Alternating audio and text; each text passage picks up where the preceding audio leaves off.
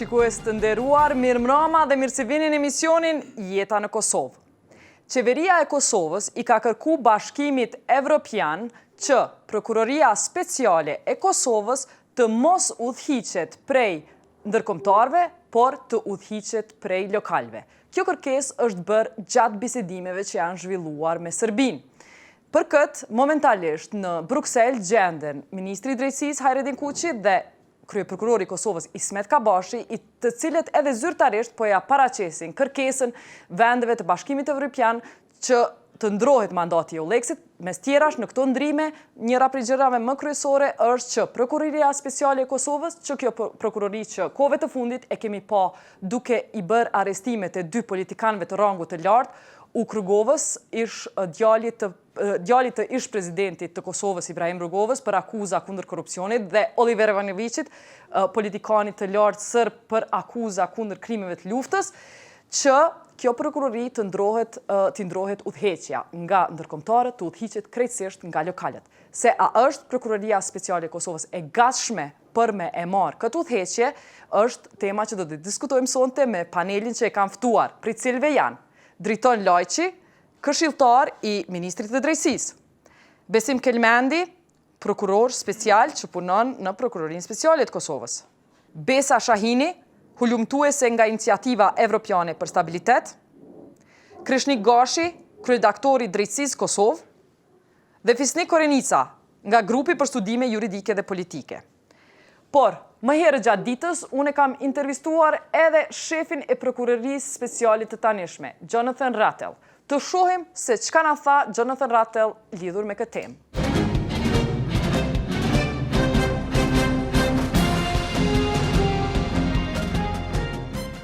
Jonathan Rattel, since 2013, since February 2013, you're head of Kosovo Special Prosecution, and since March 2010, you've been head of Organized Crime Department in SPERC.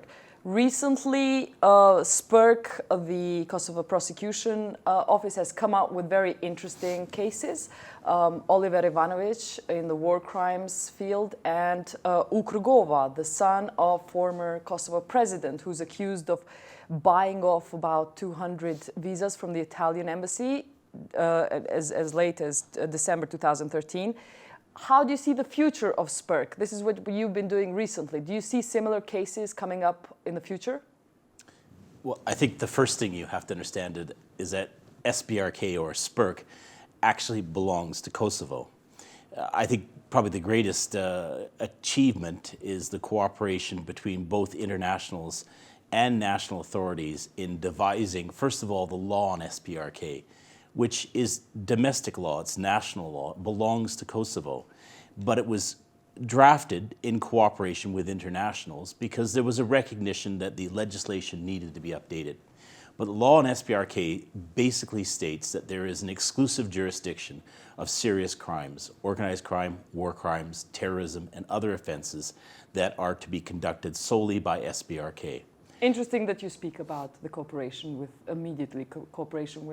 the local institutions in Kosovo. Tell me, what's your relationship with the Ministry of Justice? How well do you cooperate? We have a very good relationship with the Ministry of Justice. You have to understand that SPRK is just not a national institution under the general jurisdiction and the general guidance of the state prosecutor, but it also has authority as it reaches out to other countries. And the Ministry of Justice is extremely important to us because they have a section called the International Legal Cooperation Unit. That is the ability of SPRK to reach out to other countries and to speak to them and cooperate, as many countries do, on legal matters. So and that's what is very your important. Relationship with Ismet Kabashi, the chief prosecutor? Excellent. Excellent. I can phone Mr. Kabashi, I can walk into his office at any time. I am one of his agents. You have to understand that law of SPRK says the head of SPRK and all the SPRK prosecutors belong to Mr. Kabashi. Tell me then, if you have such a good relationship with both of these institutions and heads of them, why are the Minister of Justice and Mr. Kabashi working as we speak now in Brussels to limit the international prosecutors' basically independence by insisting that they want to be the heads and control what international prosecutors do. They are doing this in Brussels as the future statute and makeup of SPERC will look like in Kosovo. This is the negotiations going on right now in Brussels. Why are they limiting your space of work if you work so well with them? I wouldn't say that they're limiting it at all. In fact, I think what they want is greater control and ownership of it. You have to understand that SPRK is a relatively new institution. It was brought into effect by legislation not long ago, 3 or 4 years ago. So the point is, if you've ever owned a new car, everyone wants to drive it. And this is the effect. This is a very good vehicle for moving forward on organized crime, terrorism, and it is natural that the minister and the state prosecutor wants to be involved, and they are involved. They absolutely are involved. I can understand their desire to take greater control. But they're involved in trying to contain it or control it. They want you to be replaced by a Kosovo boss who will tell local prosecutors what cases to go for and not to go for, who would set the agenda. This is what they want, to speak bluntly. And so they should. The point is that day is coming. You know, it's often said that internationals are like cigarettes. You can get addicted to them.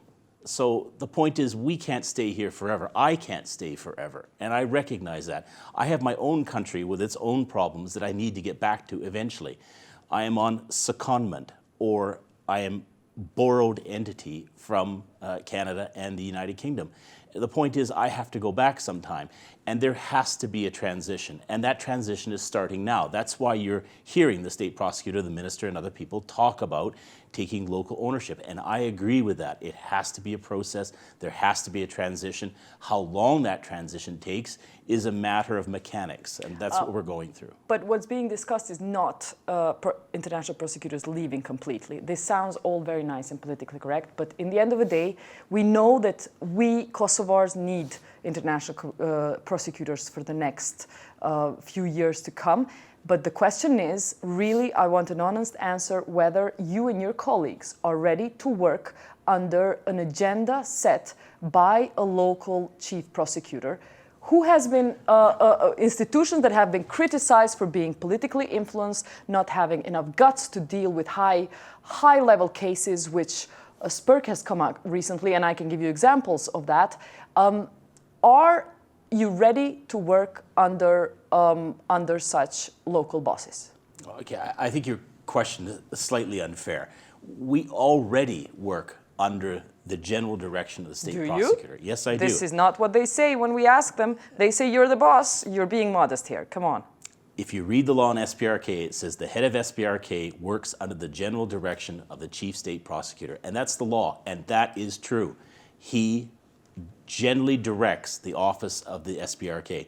Now, we know Kosovo has great papers, great letters, but in reality, we know as citizens of Kosovo, viewers of these programs have been begging local prosecutors to take on key big cases and not let people, certain powerful people, be above the law, and that has not happened. We cannot deny this. Look, I understand the frustration. You need to understand that Kosovo has come a very long way in terms of prosecutions, investigations in a very short time.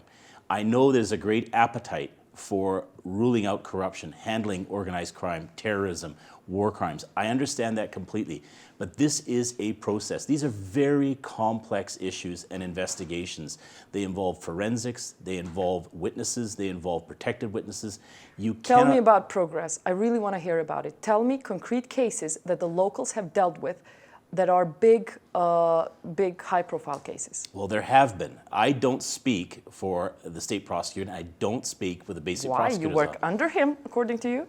I work for SPRK, and I speak for SPRK. I'm permitted to do that. The law says I can do that. In SPRK, you have local prosecutors that you oversee. Tell me about some of their cases. Are they soft and and safe cases or serious? No, they're not. There's some very serious cases. They're being handled by local SPRK in our office. You also have to understand is that local SPRK work directly with internationals on mixed team investigations and prosecutions in war crimes, in organized crime, in terrorism, money laundering. They work with us. These are our colleagues. Really? Yes, really. We have monitors, Mr. Rattel. We have 15, Bern has 15 monitors in courts all over Kosovo. We've been monitoring EULEX trials, among others, and we rarely see locals as part of EULEX teams, especially on cases of war crimes. Tell me one war crimes case when a local prosecutor has gone together with an international prosecutor?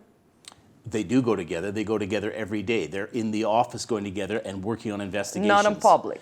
It is very difficult. Not in court. It is very difficult to get to that point, and we are getting to that point.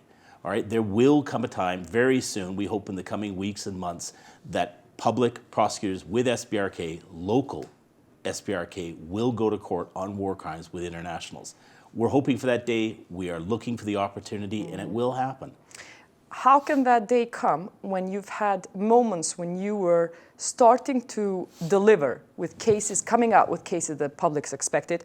You've had comments from the politicians, such as those from Kosovo's prime ministers, who in November 2012, the actions of detaining Fatmir Limaj, he called EULEX sneaky, insulting, and offensive, while the chief of PDK's caucuses in Assembly, Adem Grabovci, he proposed legislative moves to remove EULEX's executive powers. How can your local colleagues ever hope that under such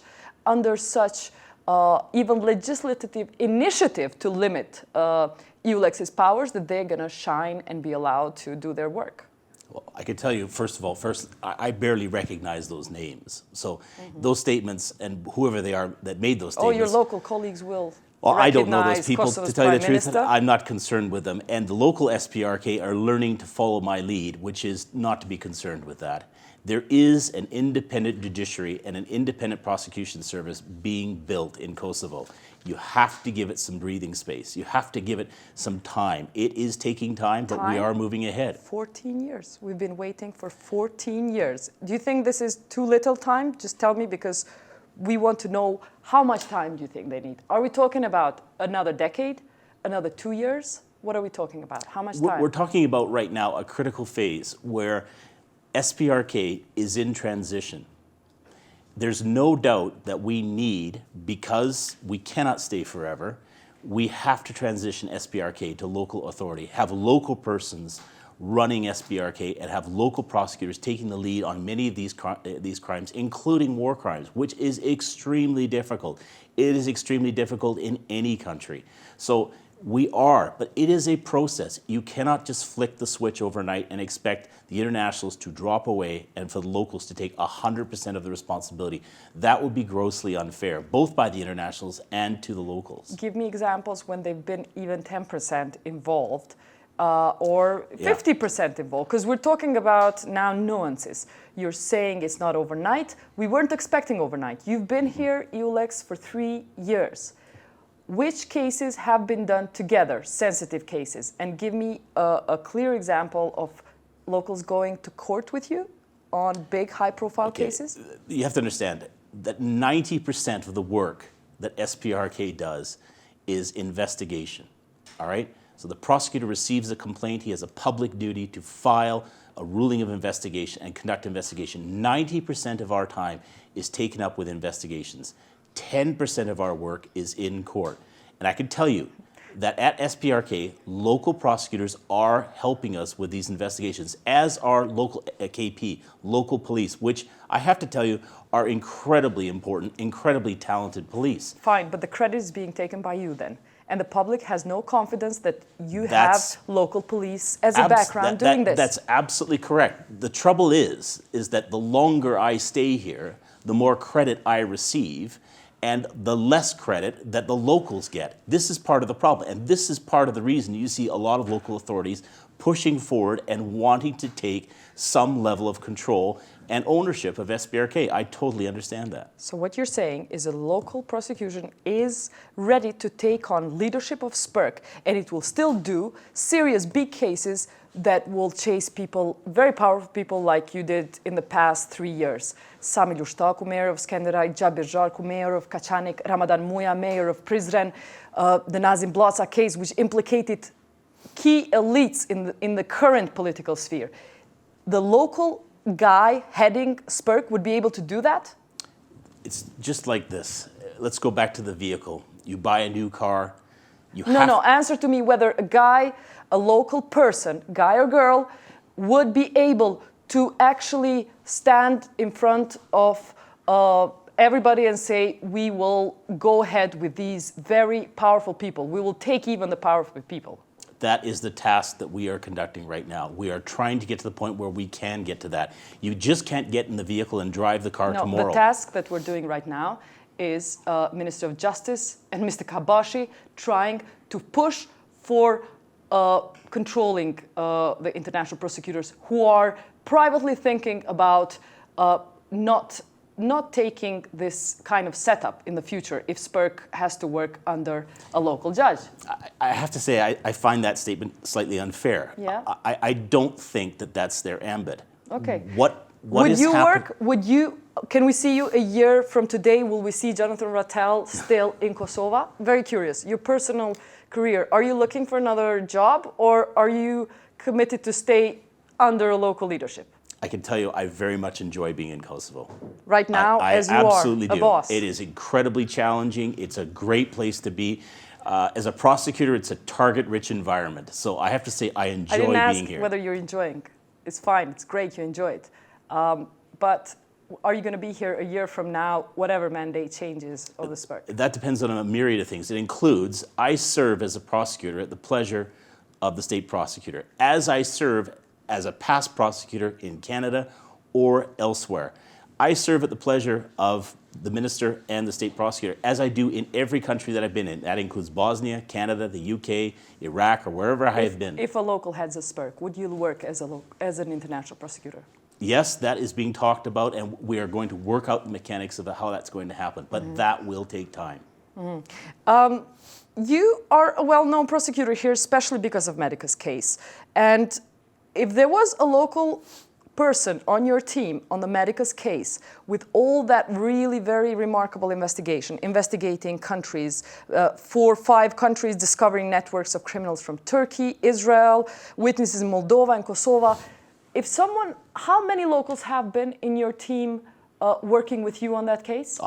We could talk about the Medica's case to a degree because it's now a verdict has been rendered, although it's not final. I can tell you that the Medica's case started with Kosovo police. It was Kosovo Border Police who started that investigation, and internationals had nothing to do with it. I can also by accident. We know how it happened. Many the guy died. The guy just fainted in the airport. Of course, it started. Kosovo police is in the airport. There was a triggering event, but KP picked it up, and KP was the one who cordoned off that clinic. And KP, Trafficking in Human Beings, THB, they took that investigation forward.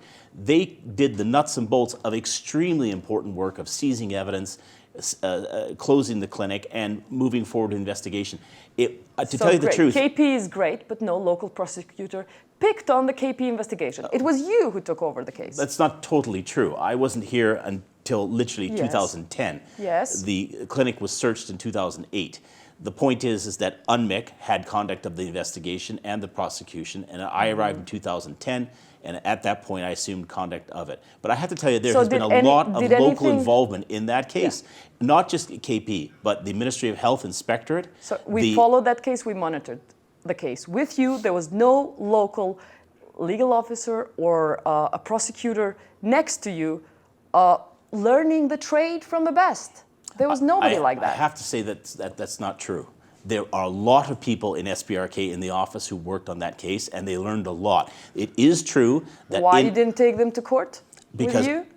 At that time, you have to understand, in 2010, the level of prosecutors in SPRK was much less than it was. The capacity was much less. It was very difficult on an SPRK ULEX prosecution to have that kind of resource. They have their own cases. We are trying to mix those cases with ours. That's all. What we've seen through the court monitoring is even when you have a trial panel of judges, the local judge acts like a doll. I'm sorry to use this expression, but is totally inactive, puts no question, is there just, the impression is there just to fill a number.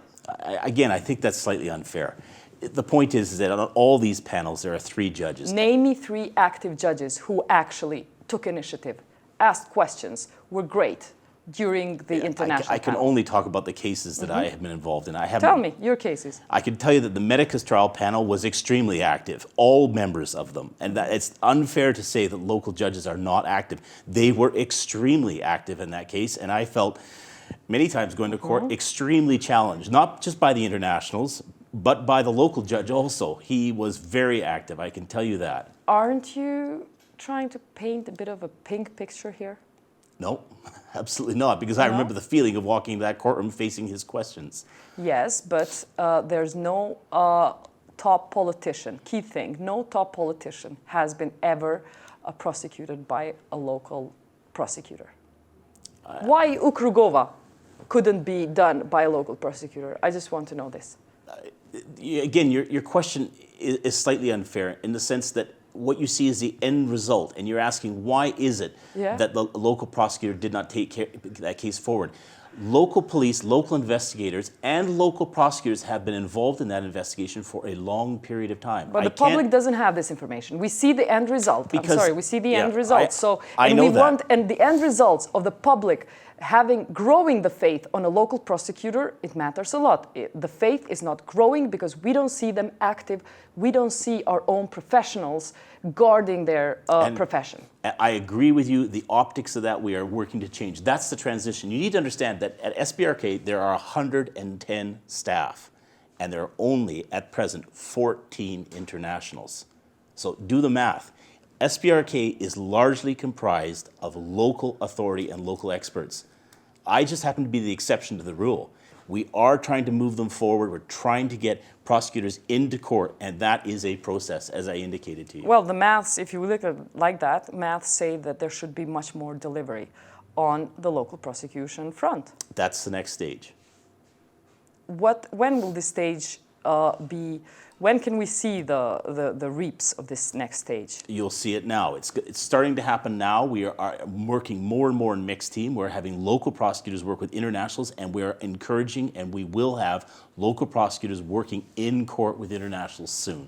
I want to talk a little... You have to understand, it's just not a matter in your theory that these prosecutors and judges are afraid to stand up. That's not true. What is true, then? Some of them are extremely... There are technical reasons. I don't speak local language. Some of them don't speak English, although most of them do. Yes. The problem is that working together, in order for me to talk to the other prosecutors going to court with me, I have to have a translator present. That's difficult.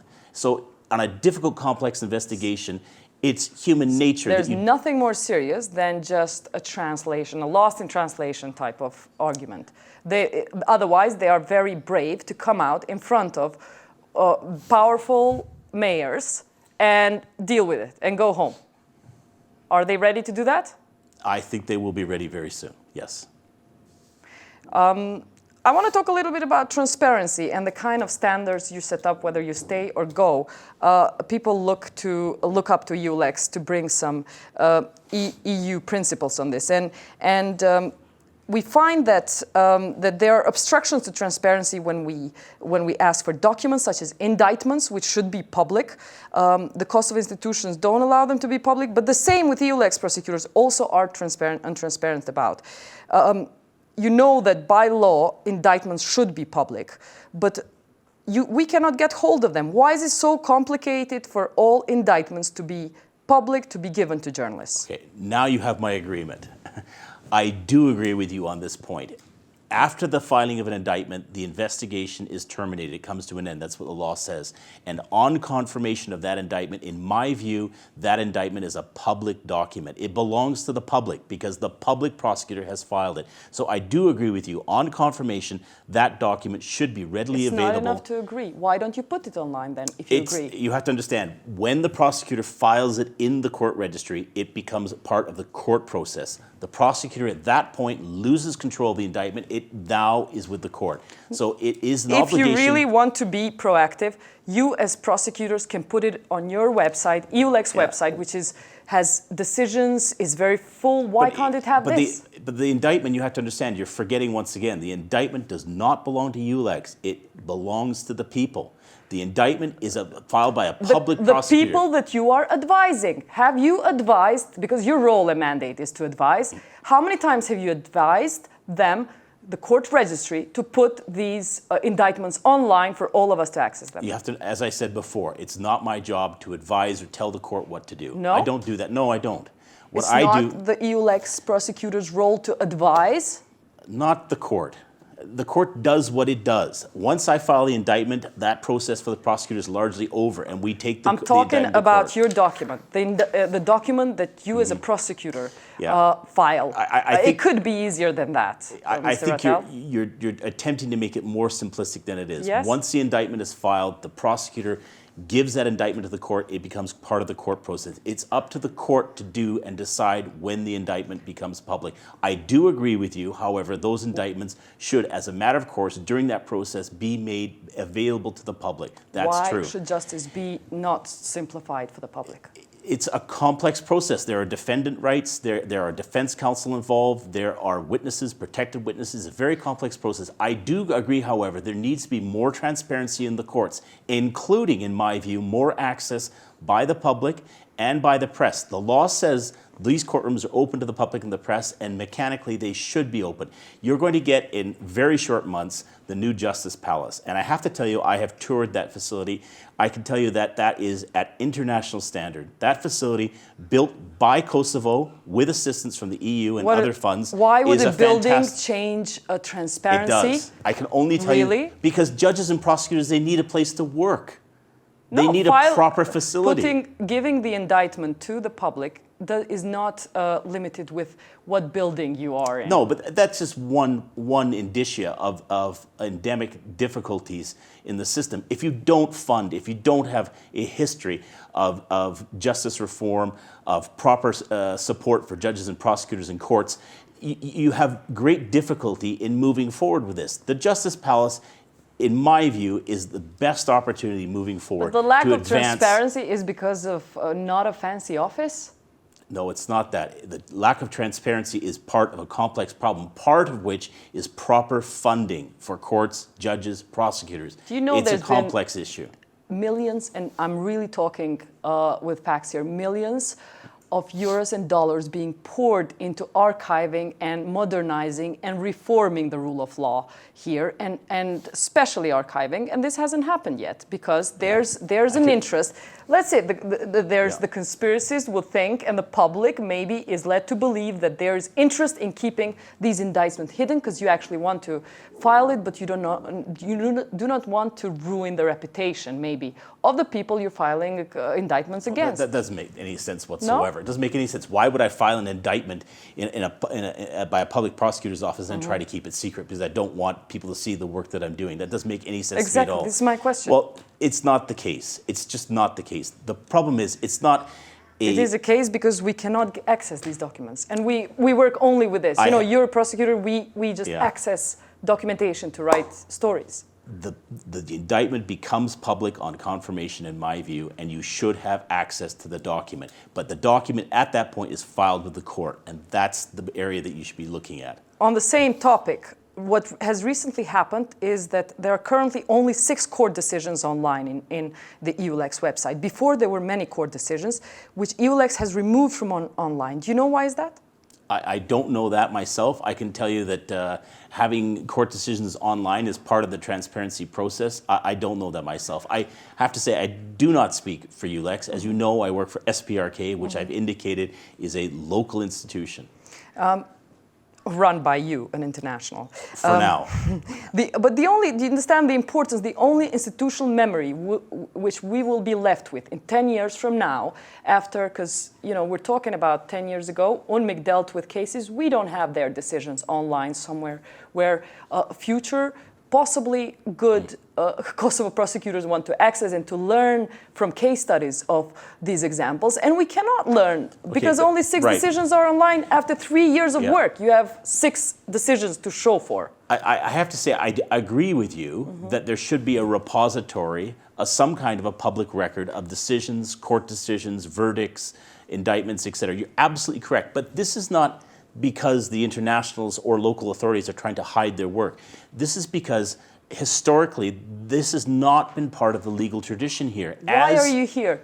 You're international, to change to reform what has been historically been done badly. But you have to understand, legal traditions and legal systems are bound in history. I'm talking about EULEX website. I'm talking about a website that was set up 3 years ago when you came. It's not long communist tradition of secrecy we're talking about, not our institutions. EULEX judgments are not online. But all those judgments work within the local system. That's the point. So locals came in and said, don't do this because we don't put them, you make us look too bad, so please start working as bad as we are, as untransparently as we are. Well, I don't agree with that statement. No. But do you agree with what I'm saying, that how it looks like from outside, people who are trying to get to know what are the decisions, get to learn about you? What I'm beginning to understand from Byrne and perhaps other press, that you are frustrated with the lack of access.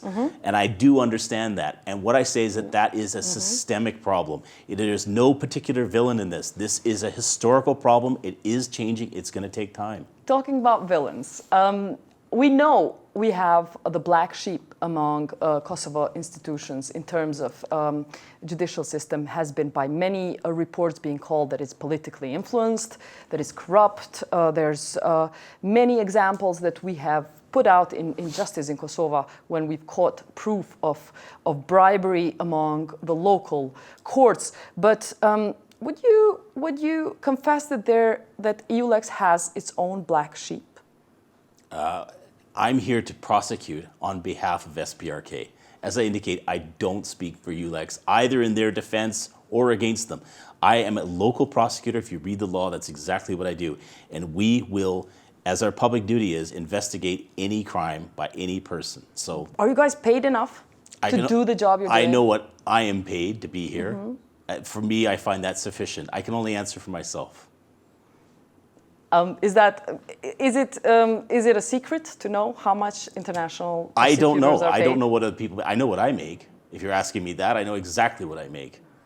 Will I tell you? I will not tell you. So don't ask that question.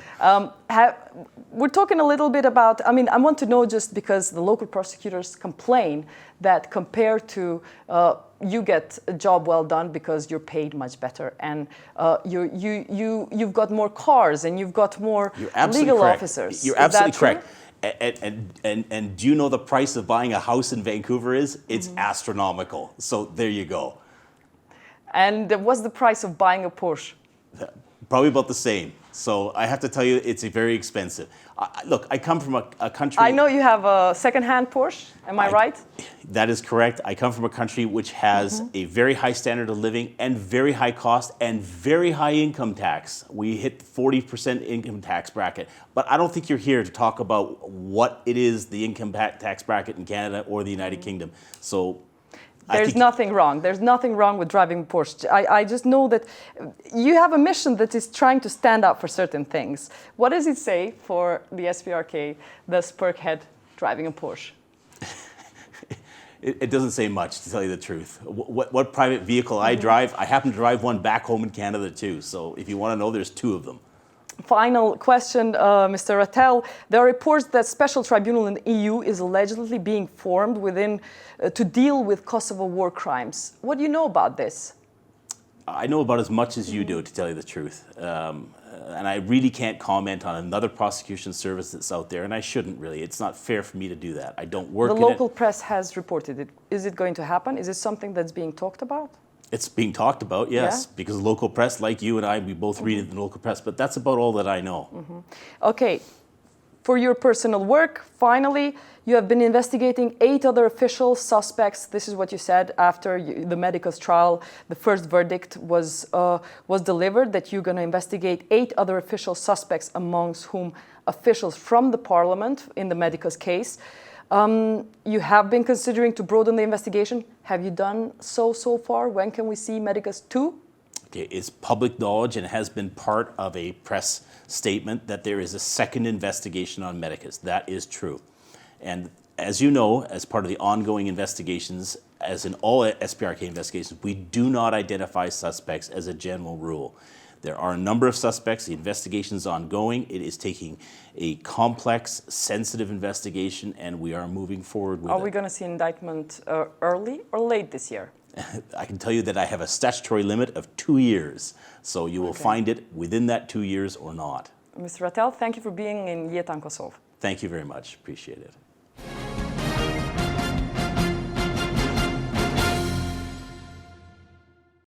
E pam çka tha Jonathan Rattel, shefi ndërkombëtar i Prokurorisë Speciale të Kosovës, e tash këtu me mu është një kolegi i tij, prokuror lokal.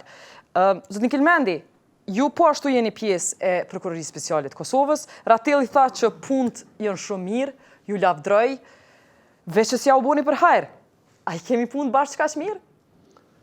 Faleminderit shumë për këto fjalë të mira dhe unë e falenderoj kryeprokurorin që ka folë kaq mirë për neve. Unë besoj që ne jemi afruar shumë afër kohës kur vërtet duhet marrim gjitha kompetencat si prokuror vendor dhe jemi duke bërë të pamundurën që vërtet tregojmë suksese në punë dhe sigurisht kryeprokurori e ka pas parasysh edhe të gjitha lëndët që janë trajtuar nga prokurorët vendor dhe me siguri që është bazuar në rezultatet, në sukseset e gjitha atyre lëndëve që janë kryer nga prokurorët vendor. Zotni Laqi, kjo është sukses i ministrisë juaj apo jo? Keni arrit sukses, bravo? Jo, në mendoj se kjo është sukses i gjithë, jo të Ministrisë Drejtësisë, sepse Ministria e Drejtësisë mundet me qenë e suksesshme në aspektin politik edhe legal, sepse na jemi ata që duhet me sponsorizu ligjet, jemi ata që duhet me ndryshu ligjet cilat kanë bëjnë me Prokurinë Speciale të EULEX-it, Asambletë Gjyqtarëve dhe gjitha ligjet të cilat kanë të bëjnë me misionin e EULEX-it. Mirë, por ne mund të jemi në një mënyrë krenar për shkak se kemi dërguar disa dokumenta strategjike për me rishikuar në aspektin strategjik misionin e EULEX-it në Kosovë. 2-3 shkembimi letrave dhe pjesa saj negociata cilat janë duke ecë edhe më tutje është që gjyqtarët dhe prokurorët e EULEX-it t'jenë kuadër të hierarkisë dhe ambrellave të institucioneve të Kosovës dhe gjithashtu të ketë një mision të ri, ta ketë një emërtim të ri misioni tyre, t'jetë mision këshillëdhënës për anë dhe ligj. Gjithashtu të ketë një vendqëndrim tjetë i koncentruar në Prishtinë, sepse një rishikim strategjik të cilën e ka bo ma heret misioni EULEX-it, ata dëshirojnë që të kenë si nën misione, të koncentruar në veri me kompetenca ekzekutive dhe gjithashtu të jenë të koncentruar edhe në Prishtinë në kuadër të zyres se përfaqësuesit Bashkimit Evropian zotit Zhbogar. Qëndrimi jonë sa përket kësaj pikë është se në radhë të parë edhe EULEX-i e vlerëson se duhet largohet mbikëqyrja dhe duhet kemi partneritet lokal. E kur i bie partneritet lokal, do thotë duhet të ndryshon misioni i tyre dhe misioni i tyre krye këtu duhet të jetë këshillëdhënës në gjithë territorin e Republikës Kosovës. Ky partneritet lokal, a i bjen bën çush thomune, çush jemi mësuar me qeveria, apo është partneritet me Jo, vërtet? relacionet personale, siç e tha edhe zoti Ratall, personale janë brillante, pijet kafja, bëhet muhabeti, mirë, por relacionet ndërtohet në harmoni me përshkrimin e detyrave, me ligjin, kompetencat dhe kështu ndërtohet. Do të thonë ata kanë qenë shefa. Kanë qenë të ndara dhe kështu kjo puna e drejtësisë është edhe sa dënë të marrësh edhe kompetencë pak e familje. Nuk mund të themi se as stafi vendor ka qenë fort i guximshëm të përballet me drejtësinë e Kosovës. Ndoshta ne politikës se kem pak më lehtë se na kemi bazën legale, nuk është lehtë të jetë gjyqtar dhe prokuror në Kosovë. Për shkak të rrethonave historike, solidaritetit, një ndërzor, njoftësi njëri me tjetrin e tjera, nuk është lehtë, është fare vështirë.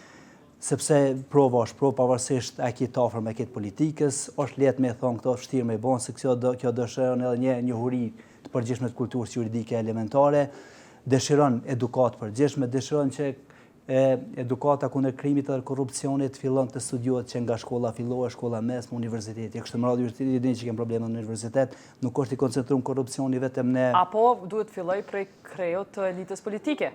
Duhet në secilin pozicion. Natyrisht se leadershipi është më përgjithës, mirë po edhe edukata që nga fëmijë se më rol do të është përgjithësi secilin veçanërisht. Mirë, zënia Shahini edhe për juve urime si shoqëri civile?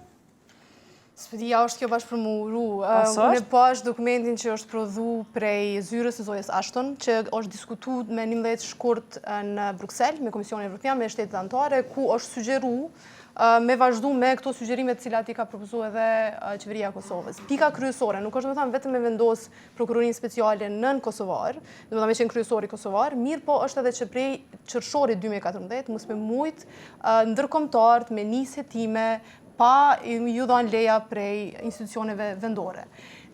I kanë ata dikunja 320 raste, cilat janë tu i hetu, 200 nën ndërkombëtar, 120 thuhet në prokurorët vendor, mas qershorit nuk mujnë me nisë tjera pa ju dhënë leja. Premisën cilën e kanë marrë ata që arsyetojnë këto është njëra prej kryesoreve është që kapacitetet vendore janë fuqizuar. Ky dokument është prodhuar në janar 2014. Unë nuk e di kur janë fuqizuar kapacitetet vendore, nëse raporti progresin tetor thotë ka mungesë kapacitetesh, dedikim për t'i hetu krimet që binë në jurisdiksionin e prokurorisë speciale nuk ka. Betet seriozisht shqetësuese ndërhyrja politike në gjyqësor. Nevojat për sigurim personelit gjyqësor, dëshmitarëve të akuzuarve duhet të adresohet urgjentisht. Nëse pitetorit deri në janar, prej raportit progresit për Kosovën, që është prodhuar prej Komisionit Evropian, tetor 2013, do me thonë për 3 muajve. Edhe këto gjinin në faqen 10, 11 edhe 50. Po më shkojnë as atje, është një aneks në këtë dokumentin që është prodhuar prej zyrës zojës Ashton, ku e bën një vlerësim të misionit Jeta, dhe thotë gjyqësia dhe prokuroria mbesin të dobta në Kosovë, presioni politik dhe ndërhyrja në sistemin gjyqësor mbetet i lartë. E nuk pe kuptoj, unë dhe më thënë, ku përvjen kjo entuziasmi për urim, nuk më duket që kena punë që është mirë. Sa është prej edhe zoti Ratel, po edhe bashkëbisedues tjerë në panel. Znikorica, e keni përcjell këtë proces? Po, absolutisht. A është e drejtë qeverisë Kosovës fundit e kaftuar Euleksin? E ka drejtë mas 3 vjetë edhe me lutë, faleminderit shumë, ditën e mirë. Në fakt, fillimisht më le të them që misioni Euleksit në Kosovë është investimi më i madh i politikës së jashtme të Bashkimit Evropian dhe natyrisht ka rol qendror jo thjesht për Kosovën, por edhe për vetë Bashkimin Evropian.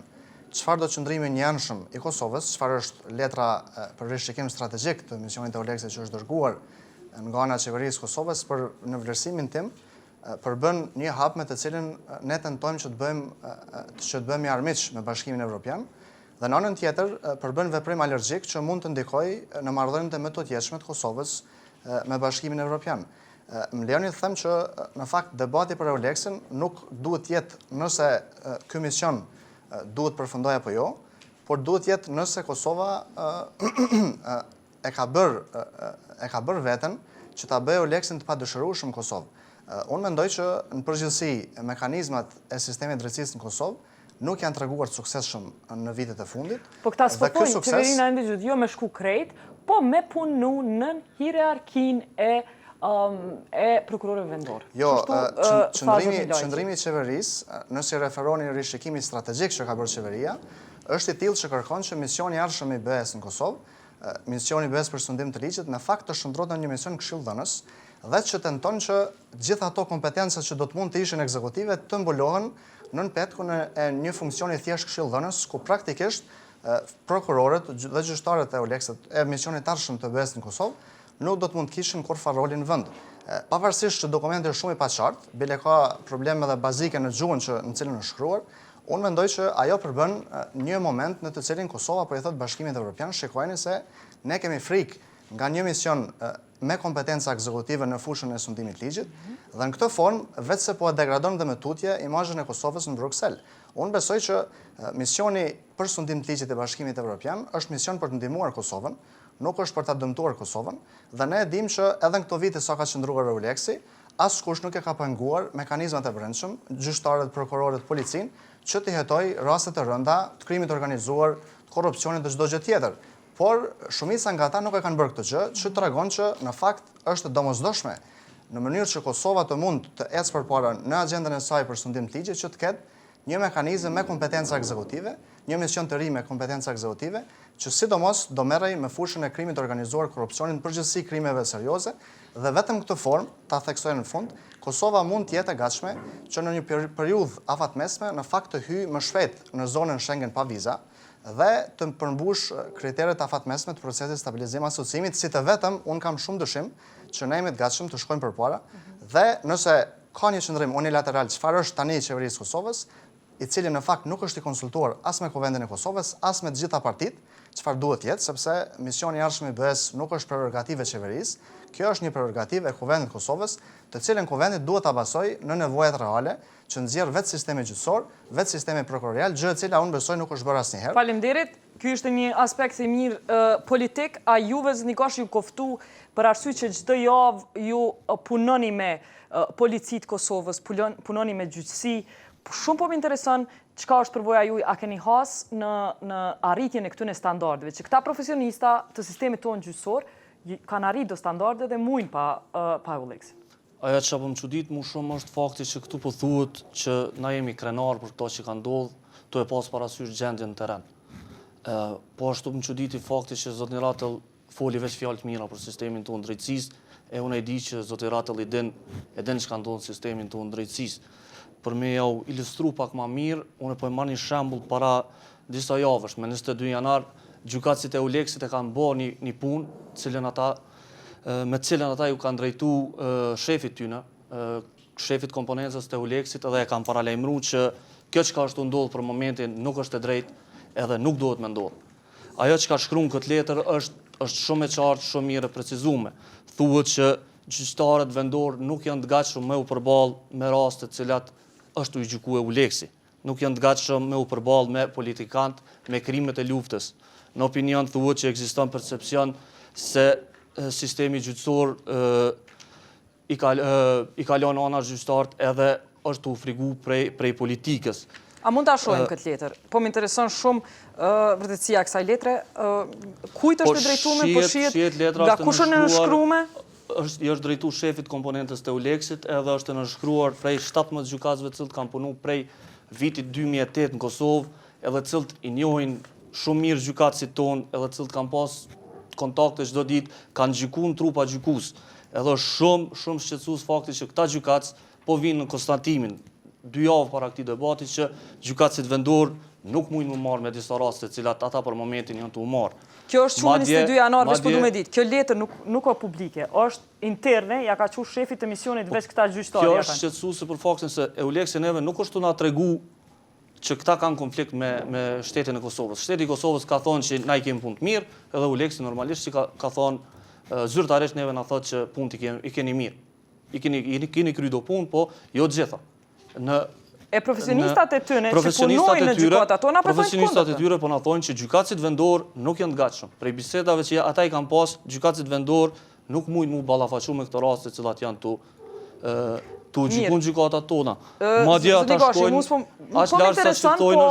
Gati edhe po më intereson përvoja jote si lokal çdo ditë me çta gjyqtar ton, me policë ton. A menon ti, po e kuptoj që a menojnë gjyqtarët e huaj, edhe une ndoshta muj me thonë në mënyrë cinike, ndoshta ata janë të interesuar veç me zgjat kontratën e vetë edhe me zgjat jetë vetit, kallëzom, ndoshta çështu janë të interesuar. Kjo çapo thuni ju do të ishte shumë e drejtë nëse gjykatësit dhe prokurorët e Uleksit vitin e kaluar nuk kishin marrë me asnjë rast. Po ju them shumë sinqerisht që gjykatësit e Uleksit edhe prokurorët e Uleksit janë dashur të marrë me raste shumë të vogla të krimit të Kosovës. Janë marrë me raste pse njerëz në rreth midis Prishtinës. Janë marrë me arrestimin e Kurgovës për një vepër jo shumë tron. Për cilën kanë marrë prokuror vendor. Pse me Kurgovën ka mujt a është i lejuar një prokuror? Pse prokurori Besim nuk është marrë me këtë rast? Këto kisha dashur me ditë me prokurorit Besim. Mirë. Pse nuk janë marrë me 2.0?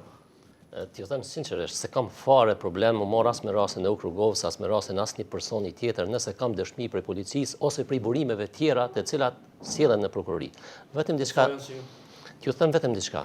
Në prokurorinë speciale nuk ka asnjë prokuror, nuk flas për gjyqtar, nuk është kompetencë ime. Por në prokurorinë speciale nuk ka asnjë prokuror vendor që deri tash ka ndodhur të refuzoj çfarë do rasti qoftë. Normal, ne nuk i zgjedhim rastet. Mirë, po pse policia çaj rastin e Kurgovës te prokurori ndërkombëtar, se prunit te prokurorit vendor. Nuk e di, kanë mujt lirisht me prunë zyrën tonë pa kurfar problemi. Zyrën time lirisht pa kurfar problemi. Jo them sinqerisht me sinqeritetin më të madh. Juaj apo të tëndin kanë mujt me prunë, kështu të prokurorisë përgjithshme? Këtu tash mund të flas vetëm për vete. Po unë po ju them se asnjë prokurori speciale nuk e ka refuzuar asnjë rast. Unë vetëm t'ju them diçka. Në prokurorinë speciale, unë personalisht, por edhe tjerët, kemi pas edhe krime lufte. Kemi pas edhe terrorizëm. Të marrura nga prokuror lokal? Ja, të marron nga prokurori ndërkombëtar, e të që cilat aty- pastaj po ne që aty kemi është vazhduar pyetja. hetimet ose i kemi përfunduar hetimet dhe pastaj ka shku lënda në gjykatë. Edhe në gjykat, a është përfaqësu prokurori jonë kosovar, a i huj ka dalë? Jo, ton. Ata që kanë ngritur këtë akuzën, ata kanë shkuar për Ma kallëzoni në disa raste, kallëzoni në rastin e kujt, të krimeve të luftës, prokuror tonë lokal? Mund t'ju them emrat e prokurorëve, për rastin nuk dua të flas për shkak se janë çështje që nuk Po, duhet të flas për konfirmuar raste t'akuza. konkret. Po, megjithatë janë raste që e keni prokurorën që është Merita Bina, Suad Kuraja, unë kam raste krime lufte, kam raste për veprat penale të terrorizmit ku kam përfaqësuar vetëm në gjykatë. Kanë qenë gjyqtarë të Uleksit, ndërsa ne prokurorët kemi qenë prokuror vendor, sepse ju e dini me ligjin e prokurorisë speciale, edhe ne kur i punojmë rastet, ne prokurorët vendor, çështjet i gjykojnë gjyqtarët e Uleksit, përveç nëse kryetari i asamblesë e Uleksit ose gjyqtarëve të Uleksit cakton ndonjë gjyqtar vendor ose hiq dorë nga kompetenca e tyre. Apo ju bing kjo? Kjo ndrohet me sugjerimin që është bë prej këtij dokumenti që i lexuam prej zyrës Ashton, që në fakt në të ardhmen trupi gjykues ka me qenë i përbën prej 2 vendorëve dhe 1 ndërkombëtar, përveç nëse kërkohet prej prokurorisë me qenë ndryshe. Edhe në raste të krimeve të luftës, prokurorët do t'jenë shumica në bazë këtij dokumenti lokal? Edhe Paktën do të udhëhiqen me lokalëve. Do të udhëhiqen me lokalëve. Nuk e kërkojnë involvimin e prokurorit të Uleksit. edhe çka thot kjo letër lidhur me këtë çështje? Çka thonë gjykatësit e huaj lidhur me këtë çështje? Gjykatësit e huaj kanë shqetësim shumë të madh nëse ata mesin në miniaturë në gjykimin e rasteve të krimeve të luftës. Nëse janë pakica, po? Fakti që në kolegjet e përbome prej 3 gjykatësve, tani me marrëveshjen e re kanë me vetëm një gjykatës i Uleksit, ndërsa 2 gjykatës vendor. Edhe gjykatësit e Uleksit vlerësojnë që deklaratat politike në publik prej politikanëve për rastet, sidomos të krimeve të luftës, i indikojnë gjykatësit vendor. Po ashtu e vlerësojnë që gjykatësit vendor hezitojnë me gjyku rastet ku janë të akuzuar shqiptarët. Kanë me jetu këtu, e potencojnë shumë qartë. Zëni Lojqi, s'ko ka bash për herë kjo punë? Pas ka probleme? Jo, natyrisht se secila punë e fillimshme nuk është për hajër bëhet në fund, domethënë ne jemi në fillim dokumentit, po të fërë për shikim strategjik. Po, dhe fillojnë, po është hajër. Po megjithatë këtu është punu edhe në parim ne nuk duhet ta shohim me Uleksin ne apo ata. Na duhet jemi mirënjohës zyrtarëve të Uleksit në Republikën e Kosovës. Kanë ardhur si kanë ardhur dhe dim që ka qenë një farë kusht për shpalljen e koordinuar të pavarësisë etj.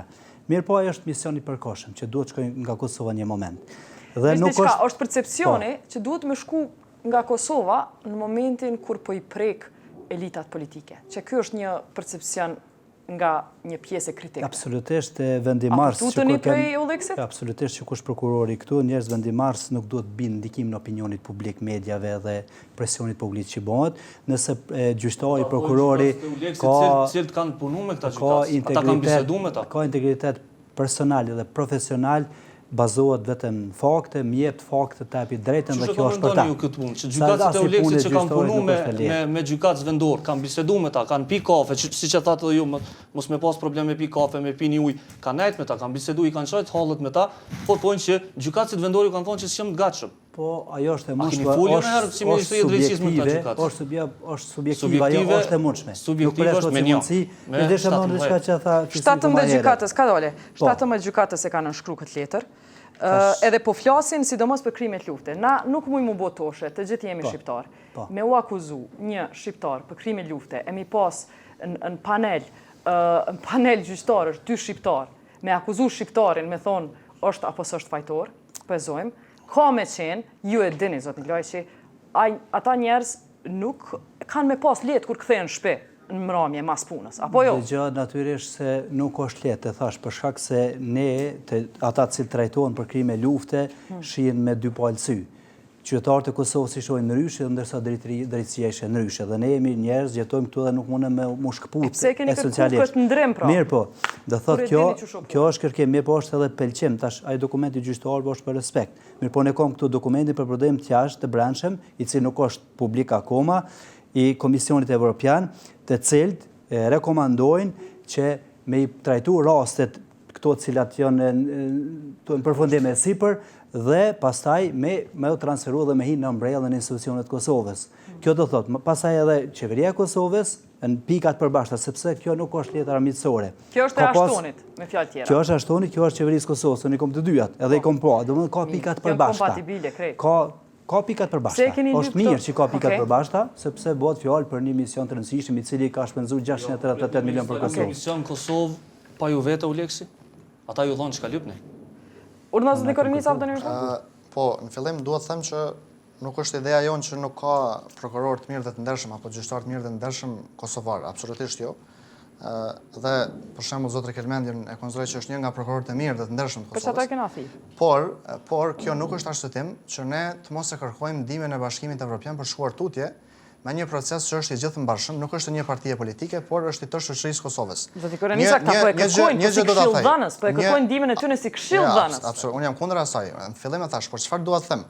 Ka një pozicion të zbutur të Bashkimit Evropian përballë kërkesës së mëparshme të shumë vendeve anëtare që ka qenë ekskluzive që mandati ekzekutiv të mos spreket dhe cila rrjedh si rezultat i shumë koncesioneve që Kosova i ka bërë në dialogun me Serbinë dhe cilat ja kanë kërkuar qeverisë sonë në shkëmbim të një pozicioni të zbutur edhe sa i përket Euleksit pas mandatit të ri. Pse jam kundër modelit aktual të një mandatit përzierë? Sepse kjo shkatron përgjithësinë.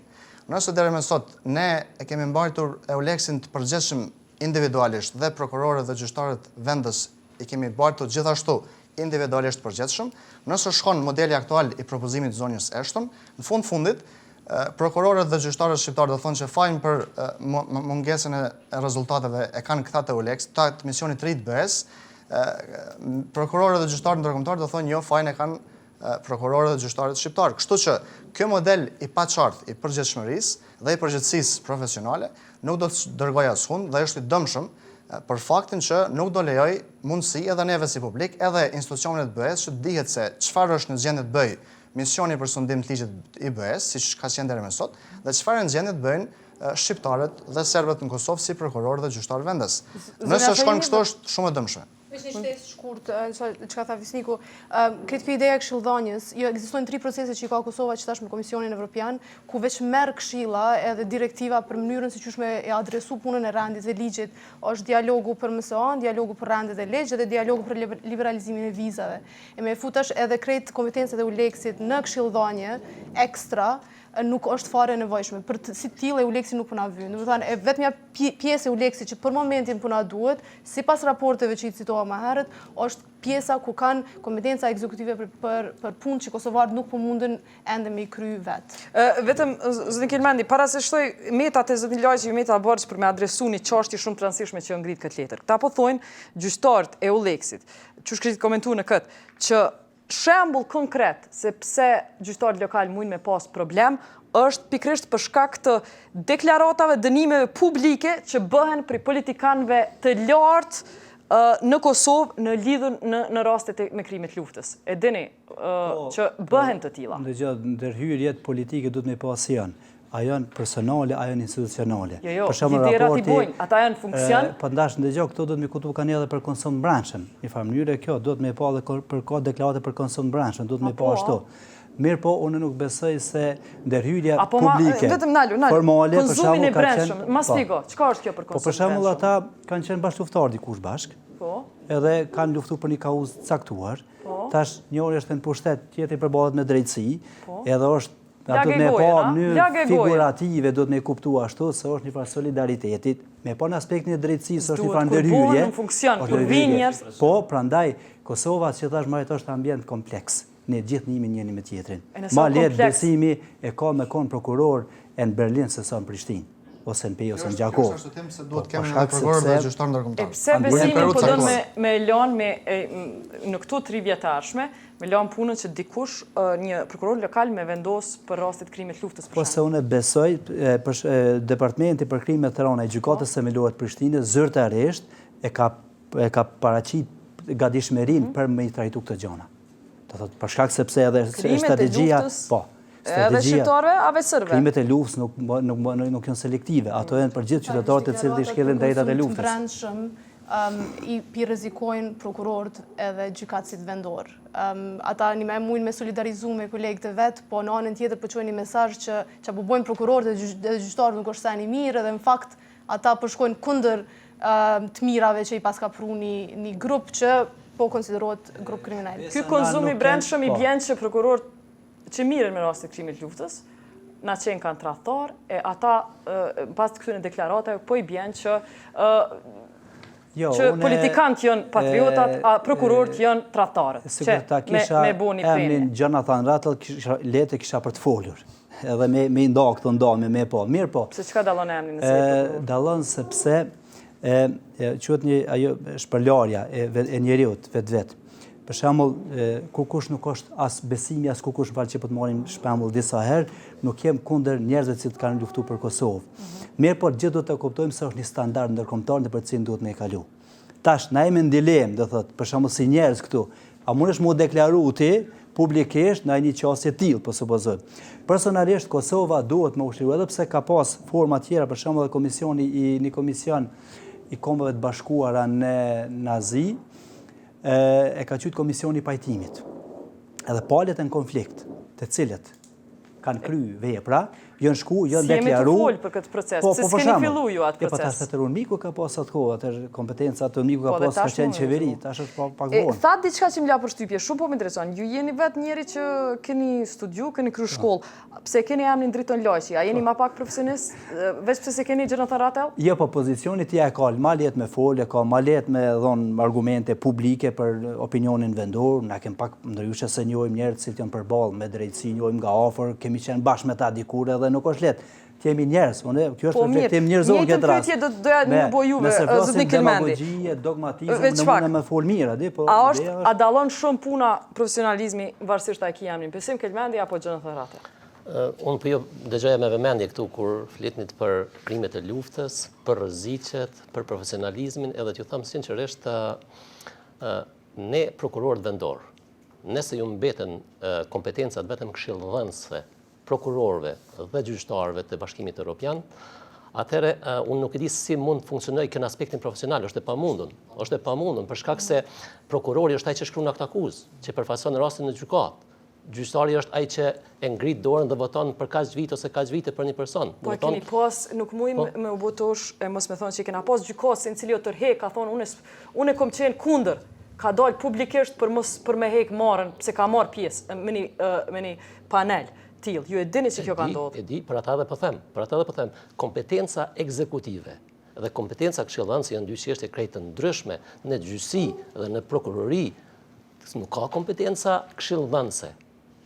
Ka në politikë, ka në sektorin e shoqërisë civile ose dikun tjetër, por në prokurori dhe në gjykata jo. Sa i përket rrezikshmërisë, ju them sinqerisht, duhet të kemi parasysh një fakt që atë që po thotë zoti Driton. Aspekti fizik ose siguria fizike në fundit është për mu personalisht është çështja e fundit. Njeriu një herë lind, një herë des. Nuk është ndonjë problem. Problemi është se ka gruan fëmijë këtu, ju e keni familje këtu. Edhe këto janë. Pikërisht për mua është problemi më i madh që ne kemi nevojë shumë për përkrahje shoqërisë civile, mediave, ndoshta edhe të politikës, edhe të kuvendit, të qeverisë, gjithë tjerëve. Interesant. Prej politikës, çka keni nevojë prej politikës? Nëse ton kohën po akuzohem në për raportit progresit që juve keni, profesionistat e juj, po folim përgjithësi, keni ndikime politike, unë po e pyes. Ju folet për krimet e luftës. Po. Folet për krimet e luftës. Hajde po e marrim një prokuror vendor i cili ka marrë një rast për krime lufte edhe të një komandanti që ka një autoritet të madh në shoqëri në rrethin ku jeton ai, për të kaluarën e tij ushtarake, të kaluarën e tij të lavdishme, këtë çdo gjë është në rregull. Por si do të përballet ai prokuror nesër pas nesër me mediat, me shoqërinë civile, me njerëzit që janë në rrugë, me njerëzit që janë, pra, duhet ta keni këtë parasysh. Për mua ky është problemi më i madh, sepse unë e kam parasysh, edhe për atë kur po ju pyes, atëherë jeni të gatshëm me i marr përsipër krejt kompetencat me udhëheq prokurorinë speciale, ju po thoni po. Unë po them prap po. Po. Se nuk kemi rrugdalje tjetër. Prokurorët vendor, gjyqtarët vendor duhet ta kenë parasysh ata që bojnë në punën prokurori. A është sot koha me i marrë Nëse keni përcjellë mirë në fillim, unë kam thënë që po afrohet koha. jemi shumë afër. Çka është që kjo? Se 14 vjet jemi të thonë jemi afër, jemi tranzicion. Unë po duk shumë specifike. Çka do të thonë shumë afër? 3 vjet, 1 vjet, 2 muaj, 5 vjet, çka është shumë afër? Për mendimin tim, kjo shumë afër është që nesër për mua. Mirë po, problemi është te qasja edhe e opinionit ndaj punës së prokurorëve. Në emën të kolegëve, më fal, s'po du vetëm në emën t'juj me folju. A mendoni që ju edhe kolegë, sa keni nevojë ju edhe kolegët e juj, me ju lanë që me marë një punë kaq të vështirë, që kolosale. Unë mas pari po du me ju falendru shumë që vërtet keni respekt edhe keni një ndërgjegje për punën tonë si prokuror. Këto e vlerësoj shumë, sepse jeni të rrallë, mediumi i rrallë që e vlerëson këtë realisht, por po du me thonë diçka tjetër. Por edhe ju kritikum shumë, thamë që s'keni guxim, zot në Kelmendi, ngojni edhe këto tjesë. Kritikat janë të mira, për miqtë e mirë, sepse nëse ju më kritikoni mu sot, që nuk po e merr një këtë rast ose këtë rast, unë kam me mendu nesër, a duhet me shku në punë, apo duhet me shku në shtëpi. Do të thonë, kjo është e mirë. Ju personalisht e kolegët e juj? Unë besoj që po, sepse ju thash, prokuror special deri me sot nuk keni asnjë që ka refuzuar ndonjë rast. Ska refuzu që pasi na hapët mundësinë për kritikë po bëhem edhe ma direkt. A keni ju sa kolegë mundesh me ngjën gishta që kanë guxim me i marë që ta njerëz që i ka marrë Euleksi. Samil Ushtakun, Gjabir Zharkun, Ramadan Mujin, u Krugovën. Cili prej kolegëve t'juj, sa veta, kishin guxu me ngrit, me i arrestu, me qu arrest, ndaj qëtyre njerëzve. Shiqo, puna e prokurorit është punë e cila bazohet kryesisht në punën që e bën policia. Dhe nëse ty policia të ka sjellë në zyre, dëshmi, prova, për X-in dhe Y-in, deshta po s'deshe, ose ki me marë rastin me punu dhe me qu rastin në gjykat me ato prova që i ke, ose duhet me thonë ditën e mirë shkova në shpesë, nuk guxoj me marë as me Samil Ushtakun, as me tjetën, as me tjetën. Pra, kjo është zgjidhja që kemi ne prokurorët, këte po du ta them. Nuk po them që ka ardhur koha sot me ik e Uleksi. Edhe unë i thash për shtatë e bona dallimin në mes të kompetencave ekzekutive dhe këshillvënëse. Opinioni nështë nuk mund ta kuptoj bashkësaktësisht këtë çka do të thotë. Por, vërtet nëse ata duhet me metë në Kosovë, dhe këte nuk vendosin prokurorët, e kem të qartë, por vendosi kusht tjetër, nëse ata duhet me mbetë Kosovë, atëherë në fushën e krimeve të luftës, ata kanë me pasë edhe kompetenca ekzekutive. Për shumë arsye që i tash. Zotin Lojsi? Konsulenca është gjithmonë e nevojshme. Në parim, sepse këtë jeta është mësim. Edhe presidenta dhe njerëz fort meqëm që në lypin konsulente, në lypin këshillëdhënien.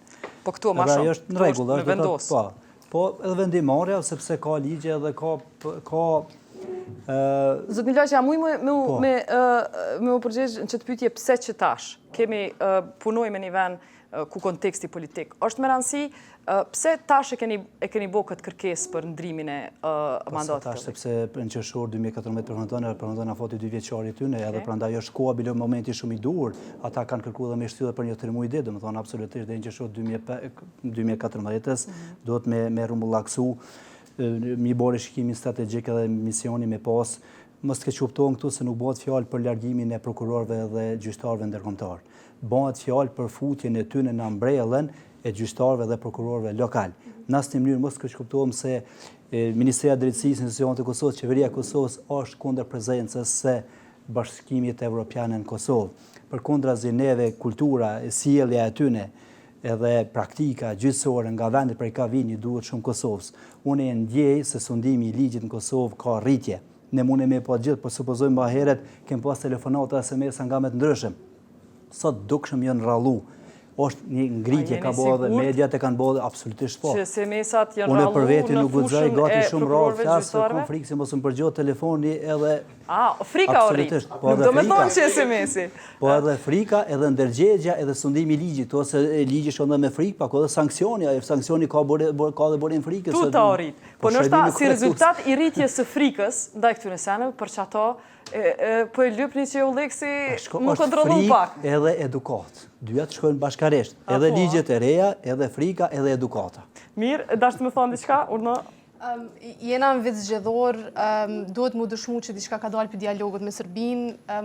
Për momentin që ka i rdhanë Kosovës është dialogu për MSA-n. I kumë përmendë dhe ma herët, kumë shkru për këtë temë, Kosova nuk mund me apliku për antarësim në B. 5 vend antare nuk e njohin, kështu që krejt integrimi... Çka ka lidhje? Një sekundë, është përri atje. Që tash për mri atje? Dialogu në Bruxelles edhe Euleksi. Për mri atje. Kosova nuk mundet me apliku për be, që do me thonë që kretë procesi integrimit evropian nisë dhe maron me MSO-n. Çka tjetër, vizat nuk i morëm, do të me kallëzu që në fakt një farë mënyre kena marrë një farë sovraniteti prej institucioneve ndërkombëtare. Duhet kjo me u vendosë në mbrellën e qasaj edhe me thonë që okej, që i morëm 2 sene MSO-n, plus edhe që Euleksi përshkon, na jena fuqizu, jena të ecë përpara në rrugën e mirë. A e dëshmon kjo, zoti Korenisa, që jemi të pavarur? Për ata që do të thojnë, munden me thonë, se unë kam dëgjuar shumë njerëzit të qeverisë që kanë thënë që ne po kërkojmë largimin e Euleksit për shkak që duam që Kosova të jetë vend i plot sovran. Nuk është absolutisht ashtu. Prezenca e Euleksit në Kosovë nuk ka asgjë të bëjë me fuqinë e sovranitetit të Kosovës, me që pas përfundimit të mbikëqyrjes ndërkombëtare, një prezencë e tillë është supozuar që është vendosur në një marrëveshje ndërkombëtare që e ka pranuar vetë Republika e Kosovës. Dhe në këtë formë, edhe një prezencë ardhshme, nëse vendoset në një marrëveshje ndërkombëtare të Kosovës dhe Bashkimit Evropian, në asnjë formë nuk do të përbënte dëmtim apo zvogëlim të sovranitetit të Republikës Kosovës. Rastet në botë janë të shumta kur misionet të tilla ndërkombëtare të sundimit ligjit i ndihmojnë vendet që janë në tranzicion. Në specifikat e Kosovës, një mision sikur Euleksi pas qershorit 2014 do të ishte edhe më i nevojshëm për faktin që kalojmë në një proces në të cilin duhet dëshmojmë që më qytetarët e Kosovës nuk janë populli i vetëm në Evropë e izoluar ndaj zonës Schengen, dhe nuk është Kosova vendi i cili ka një imazh shumë negativ në gjitha qarqet në Bruksel. Po kallëzon pse u bë pjesë e dialogut, puna e Euleksit dhe Prokurorisë Speciale, që masi që aty jemi të diskutu, pse u bë pjesë e dialogut me Serbinë e Beogradin? Pse ne me diskutu me Beogradin për këtë punë? Ja pse me diskutu, sepse fillimisht Bashkimi Evropian e ka shfrytzuar koncesionet që ja kërkon qeverisë Kosovës në raport me Beogradin, i transmeton në një zbutje të qëndrimit sa i përket prezencës së ardhshme të Euleksit. E para dhe e dyta, nëse qeveria mendon që ne jemi të gatshëm për shkuar pa një mision apo me thjesht me një mision këshilldhënës, atëherë pse duhet që një mision i BE-s të ketë kompetenca të plota ekzekutive vetëm për veriun e Kosovës? Kjo paqartësi dhe ky humbje balancit të asaj që ne kërkojmë nga ana Bashkimit Evropian, më duket kontradiktore në vetvete, dhe aq më tepër këtu rritet kontestimi për faktin që kjo po ndodh në një proces dialogu me Serbinë, në të cilin ne tash po shohim që në fakt nuk jemi në gjendje që as të marrim të priturat më bazike që i kemi pritur prej rezultatet e këtij dialogu. Zoti Lajçi, të njëjtën pyetje, a ju kemi shuna në Beograd me fol për çështje politike apo për Prokurorinë Speciale? Jo, në Beograd Bruksel, shku, në fakt, që gabova, po pse me Beogradin mu diskutu Prokuroria Speciale e Kosovës? Apo diskutohet Prokuroria Speciale e Beogradit atje në Bruksel? Jo, kjo Euleksi ka protokoll bashkëpunimit me Euleksin. Bashkimi Evropian bashkëpunon me gjitha vendet e rajonit, pavarësisht. Se Euleksi është e Serbi ndryshe. Edhe me Beogradin, a? Prokuroria Speciale e Beogradit është tim në dialog, a? Prokuroria Speciale e Euleksit bashkëpunon me Prokurorinë Speciale të Serbisë. Edhe kanë bashkëpunim normal ata edhe me Serbinë, me Molnizi, me Shqipërinë, me Vëzinë, me gjitha do thotë. Edhe kanë kontakte pune, kanë protokoll bashkëpunimit.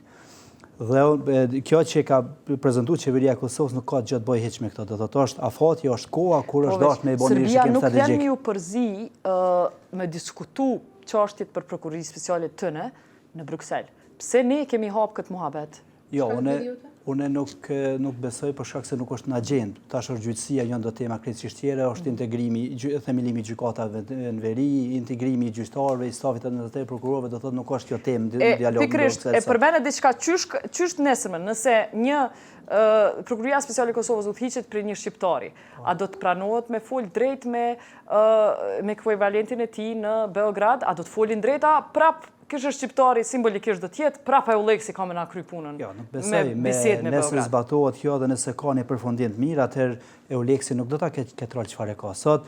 I ka 3 detyra për me ndihmu implementimin e marrëveshjes së 19 prillit kryesisht në veri. Qysh nuk e besoni? A nuk e besoni? A jeni të e kërkuar? Jo, nuk besoj sepse dokumentacionet nuk e parashojnë, do të thotë në mënyrë strike, në mënyrë koncize parashihet se çka parashë rishikimi strategjik, nuk e thot as dokumentet e Kosovës, as dokumentet e Brukselit, as dokumentacionit që ne prezantove gjyqtarëve, ajo është një ndjenjë tyne, një përshtypje faktike që do të konsideru. Në bazë këtij rishikimi strategjik, gjyqësia e Kosovës e policia e Kosovës ka me marrë përsipër krejt komunikimin lidhur me Interpol edhe me vene që se ka njoft Kosovën, apo komunikimin me Serbi? Nuk është e mundur. Edhe në fakt Po tash ky dokument nuk ta ndron ty edhe kjo bazën ligjore, në bazë të cilës ka ardhur Euleksi. Rezoluta 1244 po mbet. Kompetencat ekzekutive për veri po mbesin se Kosova nuk po mundet, Prishtina nuk po mundet me çu atje legitimitetin e vet. Edhe për shkak të kësaj, për shkak të veriut, domethënë diskutu në dialog. Qysh më boi Euleksin, me lanë veri në mënyrë që edhe Beogradit mos mi u bë hal në sy. Kjo ka qenë qasja e Euleksit, na kem kërku që mos me pas këtu dysh institucione, cilat ndikojnë edhe në efikasitet edhe në punën e performansën e gjitha. Puna e dialogut që na kemi me integru pjesën veriore edhe në gjyqësi, atëherë pse e bom dialogu? Zyrtarisht do thot na kem kërku me pas vetëm një ambrell, Prishtina me qenë edhe që ka me vendosë për veri edhe për jug, mos me pas kompetenca ekzekutive në veri, mos me pas atje ekzekutive edhe kjo punë nuk është e kryme. Kur jeni thonë kemi kërku. Do me thonë është ka negociohet, nuk është punë e kryme. Aknej, Serbia e mur antarësimin, hapin e rrugës për antarësim, a ne nuk e kemi të garantume që në veri kemi me pas gjyqësit Kosovës? Jo, gjyqësit Kosovës do të ketë, me qenë se do thot veç policia e Kosovës është atje, kufini është i vendosin atje, policia është, doganat janë, edhe gjyqtarët e Kosovës do t'jenë atje. Çka ka me bojë Euleksi atje, pra?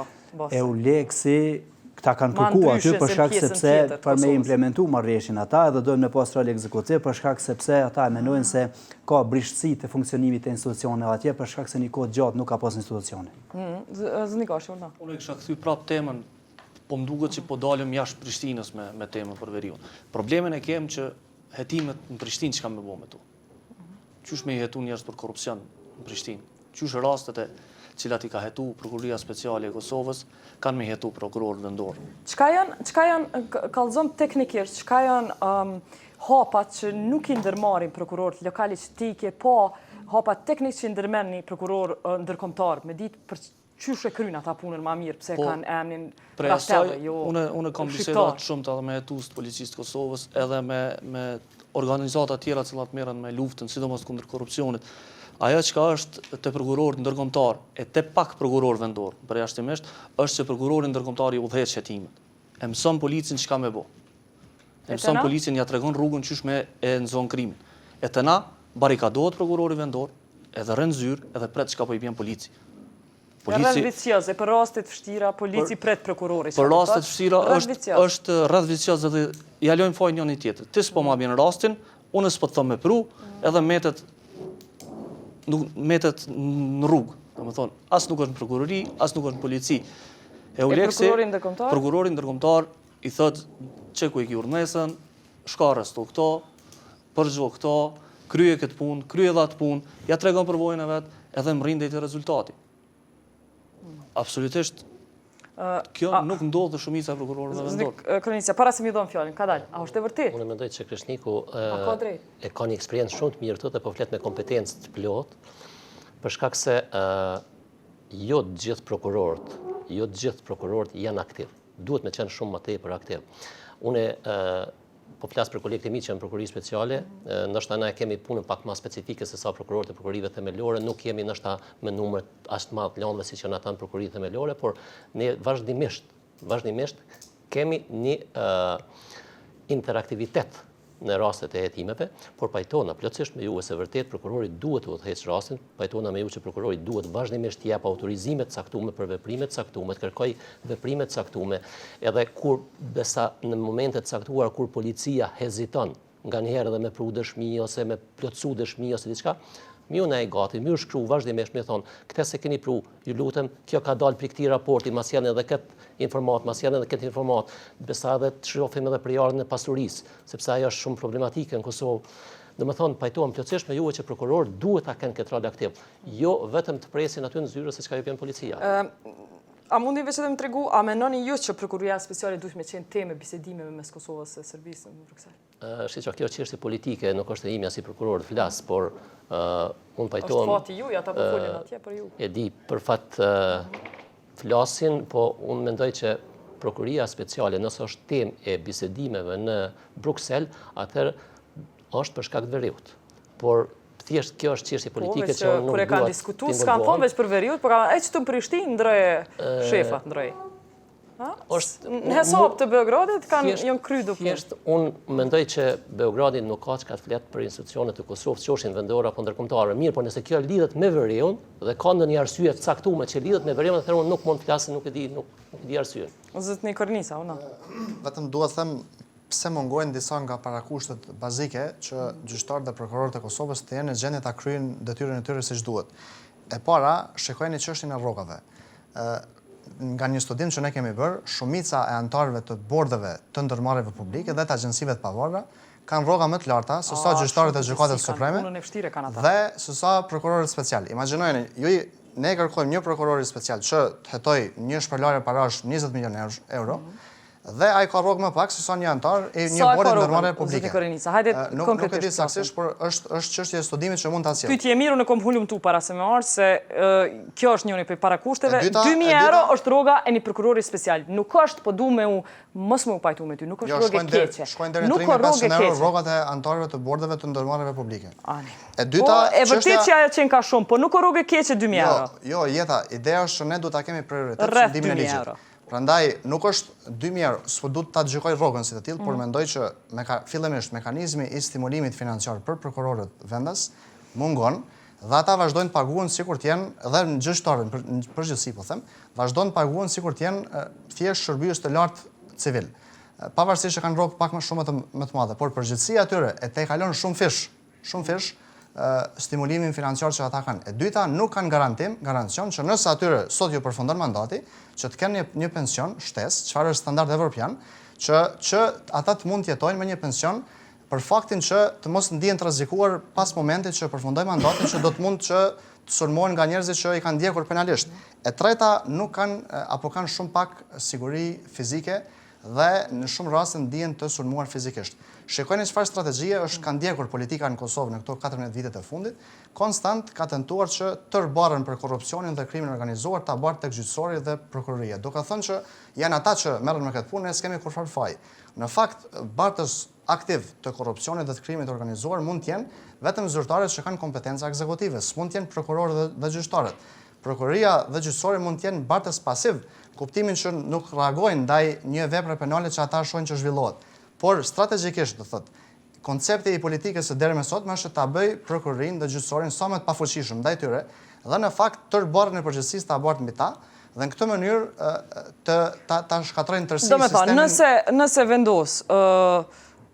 nëse vendoset që shef i lokal i prokurorisë speciale mu bo një person lokal i cili është i përshtatshëm për të gjithë, ai person lokal mundet me diktu çfarë hertime nisin, kujt ju nalet, kujt i fillon, dhe mundën të vendos pjesës së pranueshme, politikanëve të pranueshëm me ju nis hetimet, e aty në tjerëve mos me ju nis hetimet.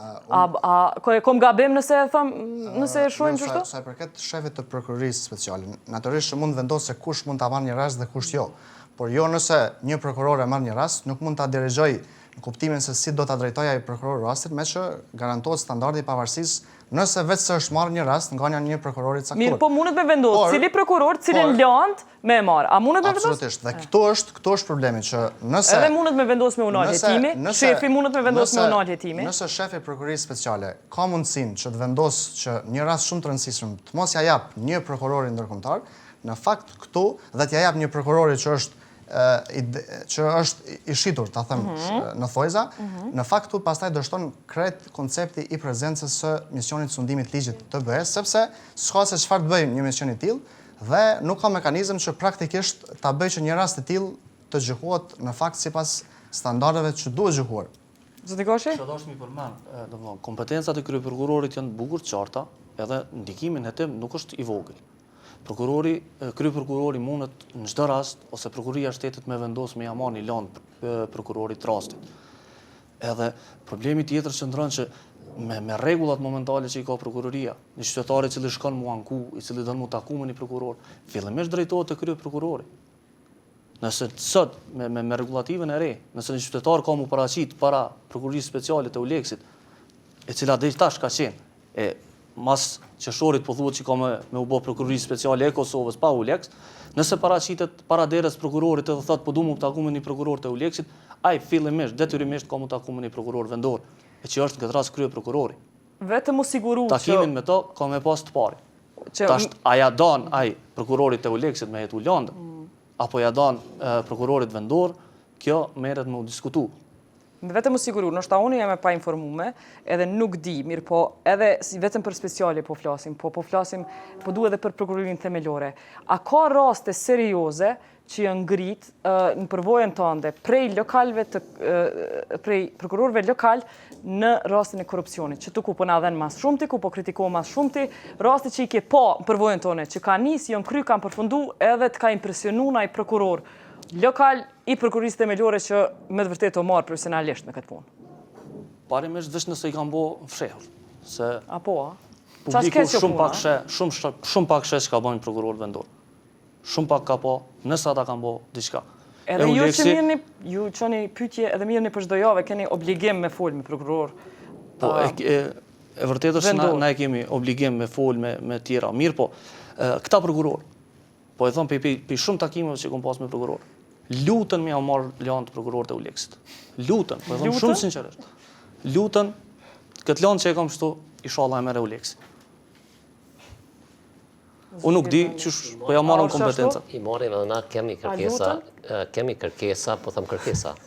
Kemi kërkesa nga prokuroritë të ndryshme që rastet me u bardh në prokurinë speciale. A janë qa serioze ato kështu shumë? Nuk janë fare serioze, së di pse serioze, nëse i ke dëshmi pse duhet jetë një rast me hezituar. E çka kjo impotencë prokurorëve themelorë?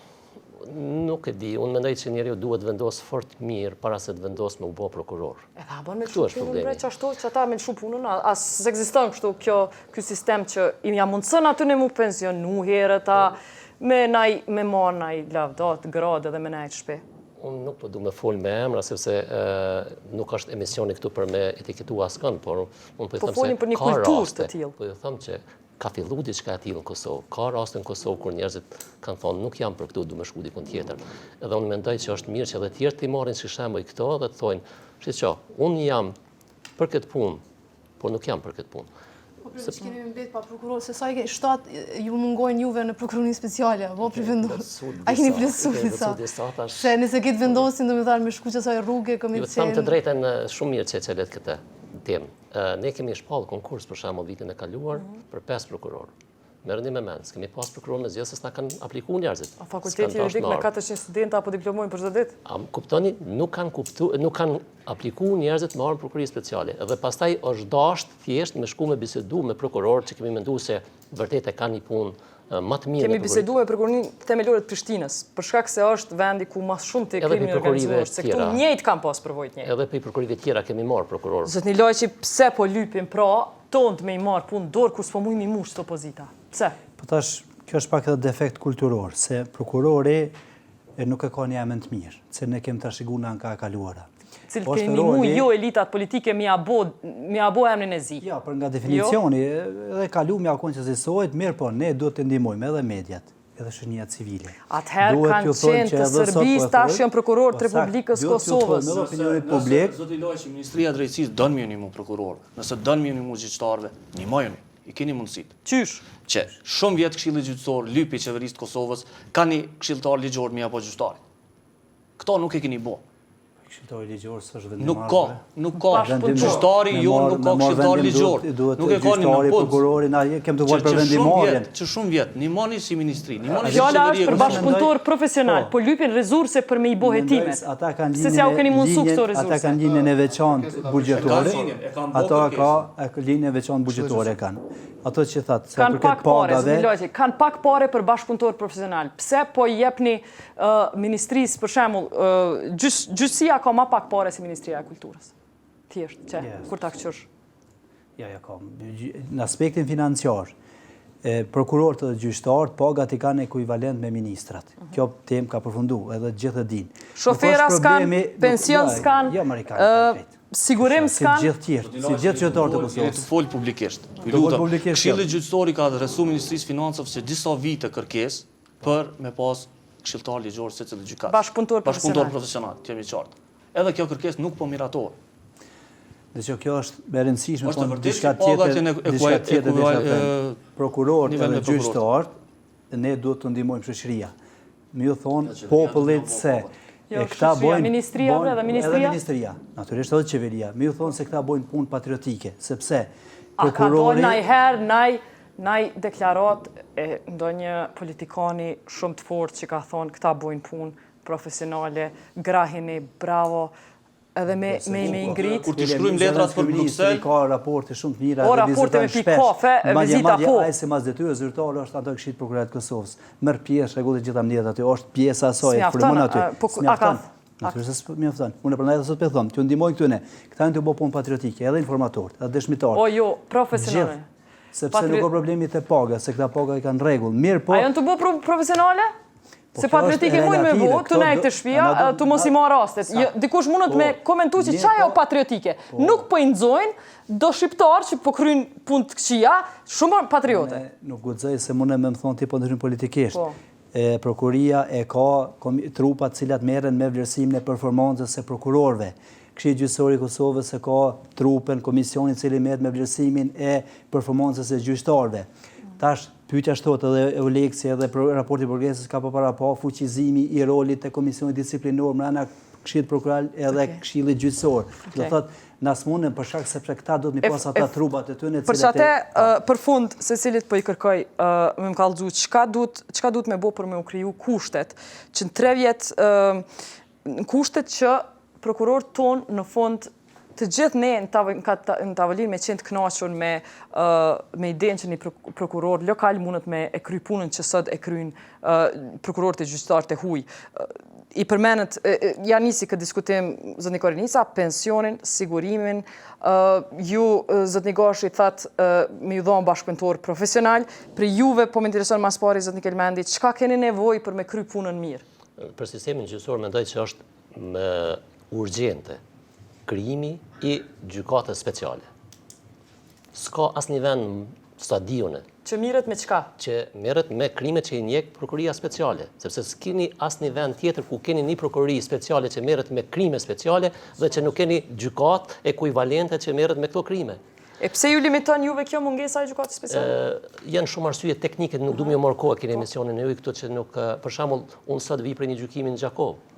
Dhe duhet vetë me drejtu makinën, duhet me u kthy vetë me makinë, domethënë, sikur ta kishin në Prishtinë. Pse secili prej jush prokurori speciale s'keni shoferat e juaj? Unë e drejtoj vetë makinën, se kam problem. E nëse mireni me raste serioze, qysh s'keni autoblinda, qysh s'keni sigurim? Po më intereson shumë, se po thuhet që është rrezik, e ju po hesni... Kjo është rreziku që ne po e bartim për çdo ditë me vete, këtë rrezik, dhe ne nuk e dim kur çka na pret kur dalim jashtë derës. Kjeri që ju tani në Gjakov në gjykim, a është personal, a është zyrtar? Është zyrtar, për fat mirë, këto e kemi të gjithë në prokurori speciale, mirë po nuk e dim as ku e parkojmë, as kush afrohet aty afër veturës tonë dhe kush vetë ju hinin seancë, ju ngrit një akuzë ndaj njerëzve për korrupsion e krim lufte, dilni hinin kerr edhe s'ka siguri. Po. Kjo është... A punon që shtu dhe që ky Ratelli kolegu juaj, po më intereson i huaj ajo?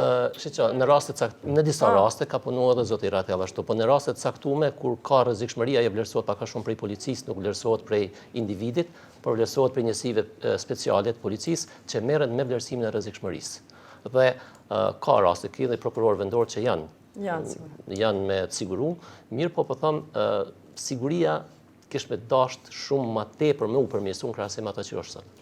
Ç'kjo brengose, jo vetëm që po tërhiqet ose po do psohet Euleksi, por që nuk kemi një strategji shumë të mirëfillt që bashkangjitim si dokumenti kur thojna muj për muj na kemi bëu çdo sene. Kroacia e ka bëu, është e mundshme në Ballkan bëhen këto sene. Çka ka bëu Kroacia? Kroacia spari o dasht me e shtin në proces të integrimit evropian që mja u kushtëzu që nëse nuk e kryen punën me pavarësimin e prokurorisë edhe gjyqësisë, me largu politikën prej aty, ata nuk kanë mujt të vazhdu përpara. Kështu që kryeministra Kosor u tërheq me një moment kur ka ardhur koha me e arrestu Saraderin, ish kryeministrin e Kroacisë.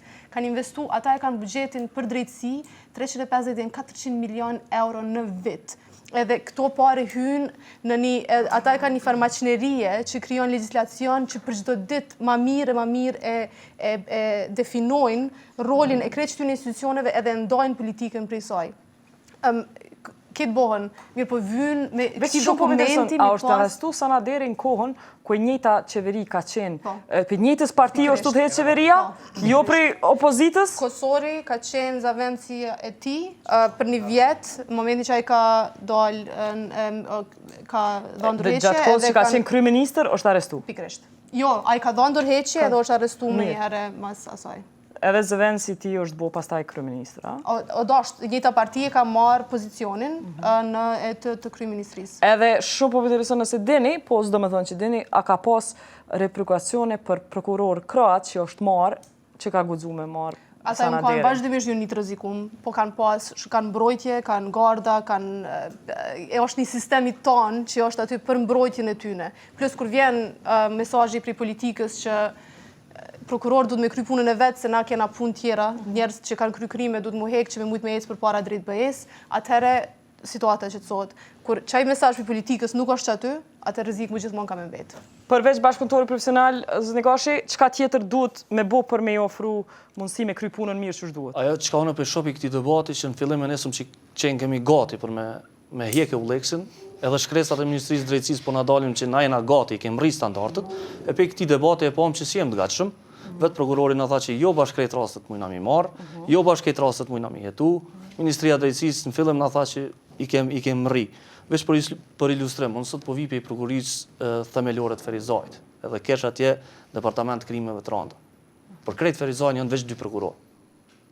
Edhe ata njerëz punojnë prokuror kujdestar. Për ata që nuk e din, një prokuror kujdestar në Kosovë punon 7 ditë në javë ka 24 orë.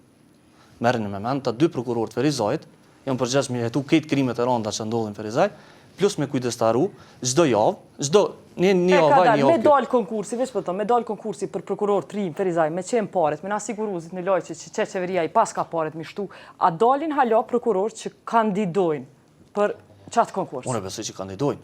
Apo? Njerëz dojnë mu bon prokuror në këtë vend. Problemi është që nuk ka kushte, problemi është që nuk ka edhe siguri është e vërtet ajo, edhe konstatimi del në fund që na nuk kemi boll prokuror. Edhe na duhet ndihmë apo jashtë. A jeni gatshëm me ofru të holla për ma shumë prokuror, me rrit shumë ma shumë buxhetin? E vërtet, nuk është në mandatin e ju janë rrit rrogat e prokurorëve, po ka nevojë hala. Kur gjës është, sepse po mesim dikun 450 milion vazhdojnë me qenë të pas gjithuna. Kjo unë personalisht tash nuk i di këto punë finansat buxhetit, mirë po, megjithatë kjo është një standard cilën do të me plotësu vendi, edhe më integru ma tutje edhe në institucionet e Bashkimit Evropian, sundimi i rejnë dhe ligjit o kushti kryesor, prandaj edhe në mendoj që do të minimu, absolutisht po. Na e kemi gojën politikanë tonë të mbushën sundim të ligjit. A jeni në gjendje me ofru ma shumë se sot? Varësisht për planifikimit buxhetit edhe buxhetin e miratojnë deputet të Republikës Kosovë, sot gjitha subjekte politike. Ata që dikur shpiheton, nështë ta thojnë, jo hekna e Oleksin. Kështu që mirë për Oleksin nuk po shkojnë krejt, ekspertat e mirë, profesionistët e mirë do mesin institucionet tona, nuk do ta këtë fuqin që kanë pas, Parlamenti si profesionist do t'jenë. e voton apo jo, po qeveria e propozon në javë buxhetin. Jo, kur po doni me ndërtu rrugë, si ajo shkupit po bot, që qështu po bot. Me dasht ju, edhe këto e bani. Absolutisht. Unë nuk shoh ndonjë arsye për mos mi përkrah këta, po varësisht për buxhetit se dini na kem sa janë, pak s'ka shumë para aty për me shpendon gjitha onda edhe pse do të analizë financiare, po. Faleminderit, përveç pensionit, edhe siguri që kërkut, çka tjetër mendoni që nevojitet për me po një lloj dokumenti ti më vo real e jo real që shpotuni sot. Mendoj për çfarë kanë nevojë prokurorët dhe gjyqtarët në Kosovë në përgjithësi është që të ketë një mekanizëm permanent të shkollimit profesional, ku do të rritej standardi i ndjekjes penale, por edhe i gjykimit, me që aktualisht nga kjo që kemi sot, shumica rasteve në fakt bën në shkelje të standardeve që lidhen me të drejtën në gjykim të drejtë. E dyta, që është më rëndësishmja, në fakt sundimi i ligjit në Kosovë nuk ka qenë asnjëherë prioritet buxhetor i Republikës Kosovës dhe ne s'mund pranojmë që të ketë prioritet që dikush ta thotë se këtë e ka prioritet politik në kohën kur kjo nuk është prioritet buxhetor. Nëse ka një sektor të caktuar në të cilën nuk mund të kursehet asnjë para e vetme, ajo është sektori i sundimit ligjit, sistemi i gjyqësisë dhe i prokurorisë, por edhe i policisë në përgjithësi. Prandaj besoj që duhet ndruar kjo logjik dhe që të mos shkohet tutje me një koncept të tillë që nuk promovon një model më të mirë të qeverisjes. Këtë drejtim. Ka qishtë sa i përket debatit të sonte lidhur me Prokurorinë Speciale të Kosovës, i falenderoj shumë mysafirët që ishin këtu, për mua ishte një debat shumë informativ edhe i frytshëm. Unë kuptova disa gjëra që si kom ditë. E tash, së bashku ta shohim një reportazh që kam përgatitur kolegët e mi në Suharek, ta ndjekim reportazhin e kolegëve tonë nga Suhareka.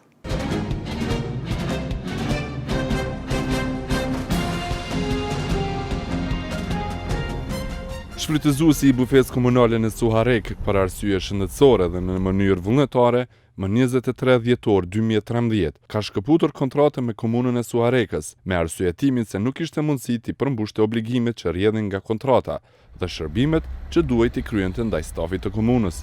Pas 3 ditësh me 26 dhjetor, në këtë bufe është vendosur kafiteria Miqësia e pronarit Gazmen Zeqiraj, pa u shpallur tender, por përmes një aktvendimi të Sali Aslanajt, kryetari komunës, i cili jep të drejtën e shfrytëzimit Zeqiraj derisa komuna të zhvillojë procedurat e tenderimit.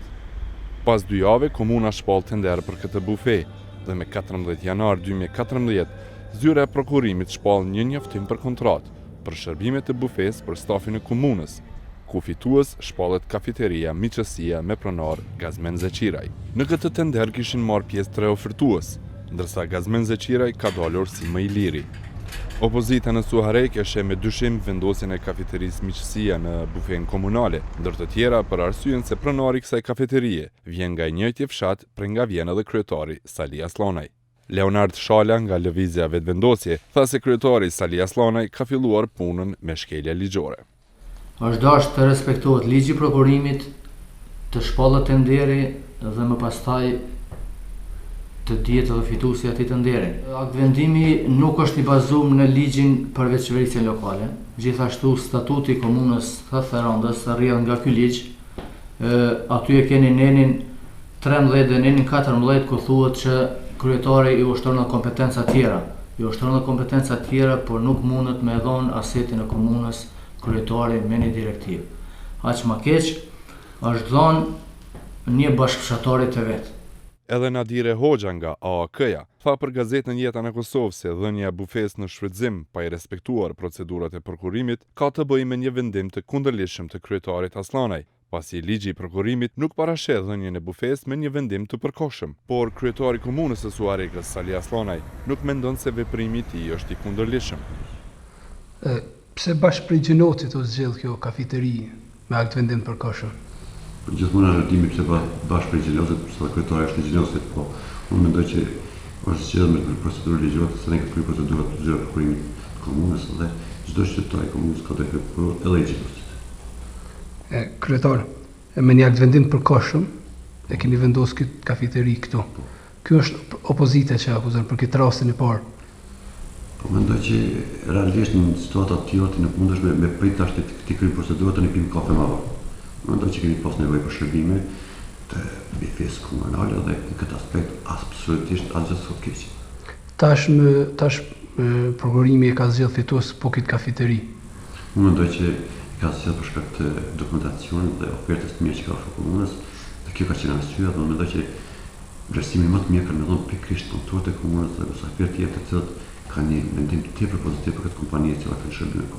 Bujar Kuqi, shefi prokurimit në komunën e Suharekës, thotë se nuk ka qenë në dijeni për aktvendimin e kryetarit. Po, për aktvendimin e përkohshëm a ki qenë njoftuar? Jo, absolut. Ne kemi zhvilluar procedurën e prokurimit konform kërkesës që ka ardhur nga drejtoria e administratës. Kanë aplikuar 3 biznese në këtë ofertë, tenderi ka qenë i hapur, 2 prej tyre kanë ndërzuar ofertat dhe është shpërblyr me kontratë operator ekonomik i cili ka pas ofertën më të ulët me çmim prej 12.40 cent për njësi. Cili është ky operator ekonomik? Operatori është Miqësia.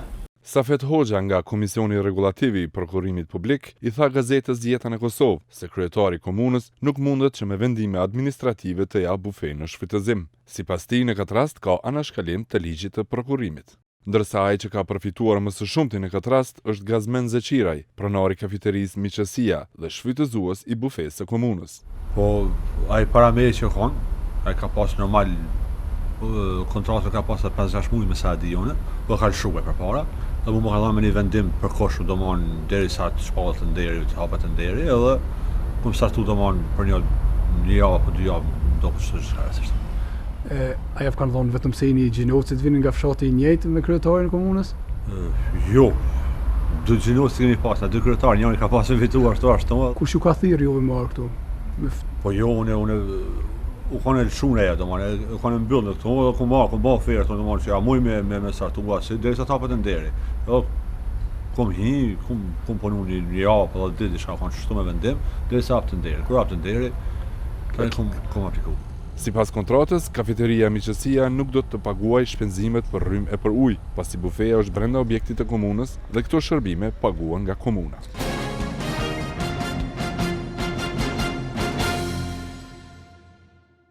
Ishte kjo reportazh prej Suarekës e tash të shohim një reportazh për qendrën e mjekësisë familjare në Gjakov.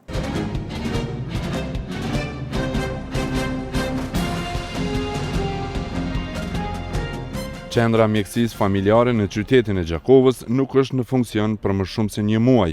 Kjo për shkak të një vendimi të kryetarës së Gjakovës, Mimoza Kusari Lila, e cila ka ndërprerë rinovimin e kësaj qendraje që kishte filluar më 3 dhjetor të vitit të kaluar.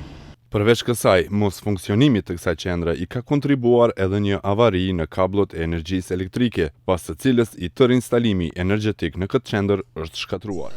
Në veçanti pas fitores në zgjedhje, do të thënë pas balotazhit, me 3 dhjetor kanë fillu punët ditën dhe natën në qendrën kryesore të mjekësisë familjare. Ka qenë një proces I cili është pak sa I dyshim se pse me agjëvrull dhe pse pas përfundimit të procesit zgjedhor dhe pse në periudhë dimri, do të thënë në dhjetor.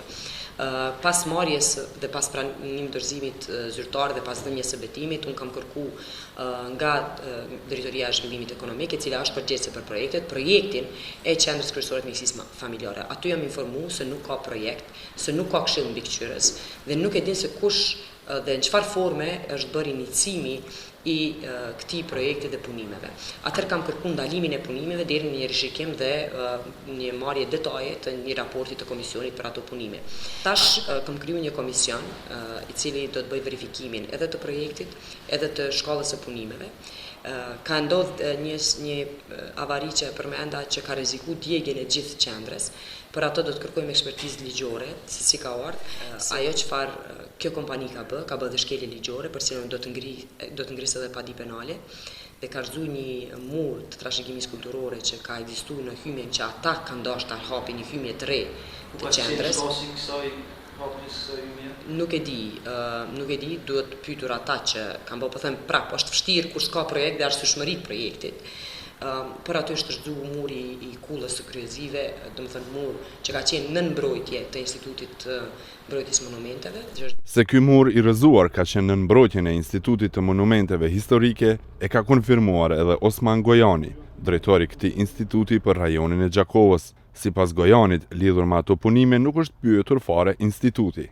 Mirë po sa I përket ish drejtorit të shëndetësisë, Krist Dedaj, çdo gjë që ka të bëjë me renovimin e QKMF-s është në rregull. Ai thotë se në këtë rast kemi të bëjmë me 2 projekte të veçanta.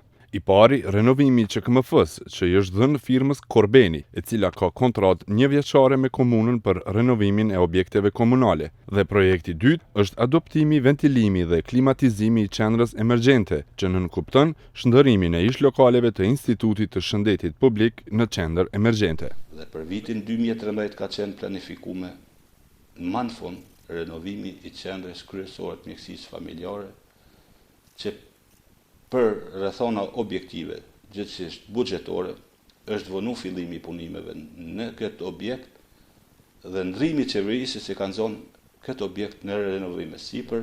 Ndërsa adoptimi, ventilimi dhe klimatizimi I qendrës emergjente, sipas Dedajt, nuk ka mundur të bëhet më herët, sepse në ato lokale ka qenë Instituti I Shëndetit Publik dhe është dashur të pritet derisa ky institut t'i lëshojë lokalet e QKMF-s dhe të vendoset në lokalet e veta. Mirë po ndryshe nga ish drejtori, thot drejtoresha e Institutit të Shëndetit Publik në Gjakov, Afërdita Bicuri, sipas së cilës ky institut nuk ka qenë kurfar pengese, me që I ka lëshuar lokalet, atëherë kur I është kërkuar nga komuna.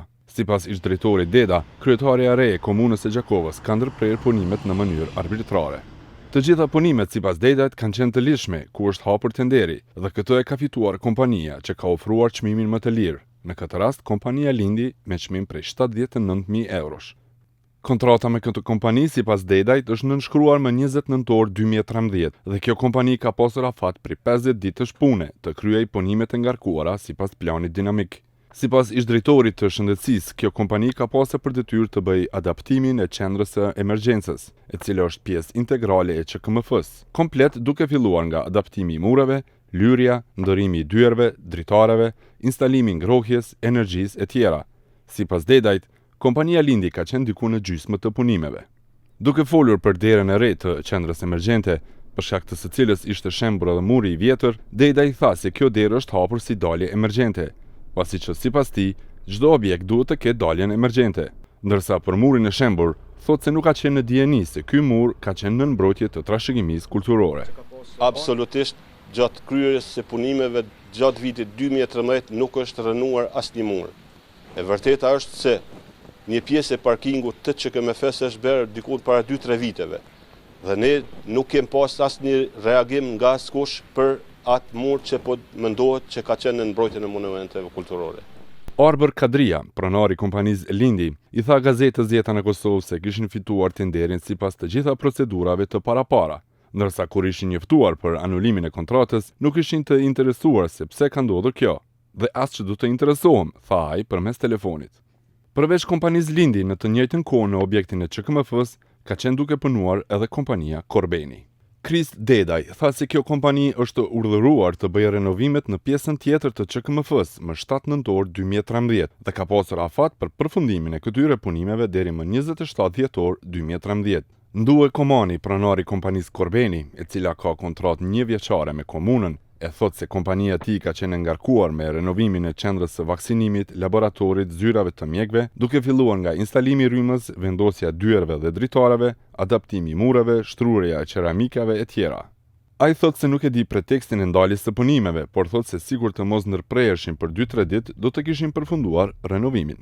Komani hedh poshtë mundësinë e ndikimit të punimeve në avarinë elektrike dhe sipas tij këtë do dëshmojë edhe ekspertiza. Armen Vokshi, drejtor për administratë në komunën e Gjakovës, i cili nuk deshi të flasë para kamerës, thot se tenderi për renovimin e QKMF-s ka ekzistuar, por dyshimet janë hedhur mbi atë se pse është dashur të angazhohet një kompani tjetër, kur komuna tashmë ka pasur një kontratë kornizë 1 vjeçare me kompaninë Korbeni. Kompania Korbeni ka një kontratë kornizë me komunën e Gjakovës për renovime të ndryshme në objektet e komunës së Gjakovës, të nënshkruar më 5 prill 2014. Megjithatë, komuna ka shpallur tender për adaptimin e qendrës emergjente dhe ventilimin, klimatizimin e QKMF-s, duke shpallur fituese kompaninë Lindi nga Prishtina, me të cilën ka nënshkruar kontratë më 20 nëntor 2013 në një vlerë prej 79.305 eurosh. Arsyetimi i ish-drejtorit të shëndetësisë është se firma Korbeni nuk është e specializuar për klimatizim dhe ventilim. Megjithatë, pronari i kësaj kompanie, Ndue Komani, thotë se organizata e tij ka ofertuar në këtë tender. Ai e pranon që kompania e tij nuk është e specializuar në ventilim dhe klimatizim, por thotë se në këtë rast, nëse po ta fitonte tenderin, do të angazhonte nën kontraktor për ventilim dhe klimatizim. Komani thotë se tenderin e ka fituar Lindi, me që ishte kompani më e lirë. Pronari firmës Korbeni nuk e di se pse ka qenë e detyruar komuna që të shpall tender edhe për adaptimin e qendrës emergjente. Ai thotë se ndonse nuk janë të specializuar në ventilim e klimatizim, punët tjera do të mund t'i kryente kompania e tij pa asnjë problem. Mirë po gjasat e ndarjes së kontratës në 2 pjesë, duke ja lënë adaptimin Korbenit dhe shpalljes së tenderit vetëm për klimatizim dhe ventilim, e hedh poshtë Kris Dedaj. Sipas tij, ekspertët kanë rekomanduar që adaptimin bashkë me klimatizim dhe ventilim ta kryej e njëjta firmë, sepse sipas tij, ventilimi dhe klimatizimi shkon në faza përgjatë ndërtimit. Violeta Zërdza Façi, drejtoreshe QKMF-s në Gjakovë, thotë se i ka shpërndar punëtorët në qendra tjera të mjekësisë familjare. Punëtorë shëndetësor, të thotë mjekët, specialistët e mjekësisë familjare, gjithashtu edhe kuadri mesëm, janë sistemune për qendrat e mjekësisë familjare në 6 të tjera të cilat pozicionin edhe qyteti ynë, gjithashtu edhe në 4 qendra tjera të cilat e përfshin edhe komunën. Do thotë në 10 qendrat e mjekësisë familjare. Ajo thotë se ka marrë detyrën në gjysmën e 2 të vitit 2013 dhe në atë kohë vendimet kanë qenë tashmë të marra, dhe se ajo ka qenë para një pune të kryer dhe nuk ka njohuri më shumë rreth punimeve në QKMF. Sipas saj, popullata nuk do të ketë probleme në marrjen e shërbimeve si më parë, me që të njëjtit mjek dhe shërbime janë shpërndarë nëpër qendra tjera të mjekësisë familjare. Ata që më së shumti i ka prekur kjo ndërprerje punës së qendrës kryesore të mjekësisë familjare janë pronarët e banatorëve në afërsi të kësaj qendre. Ata ndonë se nuk pranuan të dalin para kamerës, thanë se qarkullimi ditor ka rënë dukshëm që nga mbyllja e qendrës. Më tjetë shkurt, Komuna Gjakovës ka mbajtur një debat rreth qendrës kryesore të mjekësisë familjare. Në këtë debat, kryetari akusori Lila ka thënë se kontrata ka qenë pambulezë nga ish qeveria dhe se punimet e kontraktuara nuk kanë qenë të detajuara. Përveç kësaj, në këtë debat është folur edhe për mundësinë e ndërtimit të një objekti të ri për këtë qendër në rrugën Mbretëresha të Uta, tek kompleksi i shkollave të mesme.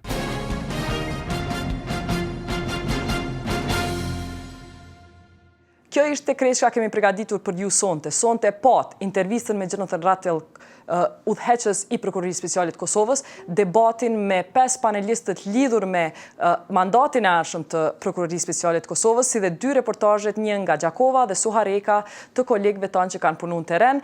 Ju vazhdonit na shkruanin në kallzo.com, ti raportoni rastit, të shtroni pyetje dhe ne pastaj bashkë me ekipet tona hulumtuese po i hetojmë këto raste, hulumtojmë raste të cilat ju po na dërgoni këtu. Deri tajtën e ardhshme, faleminderit që na ndoqët, natën e mirë.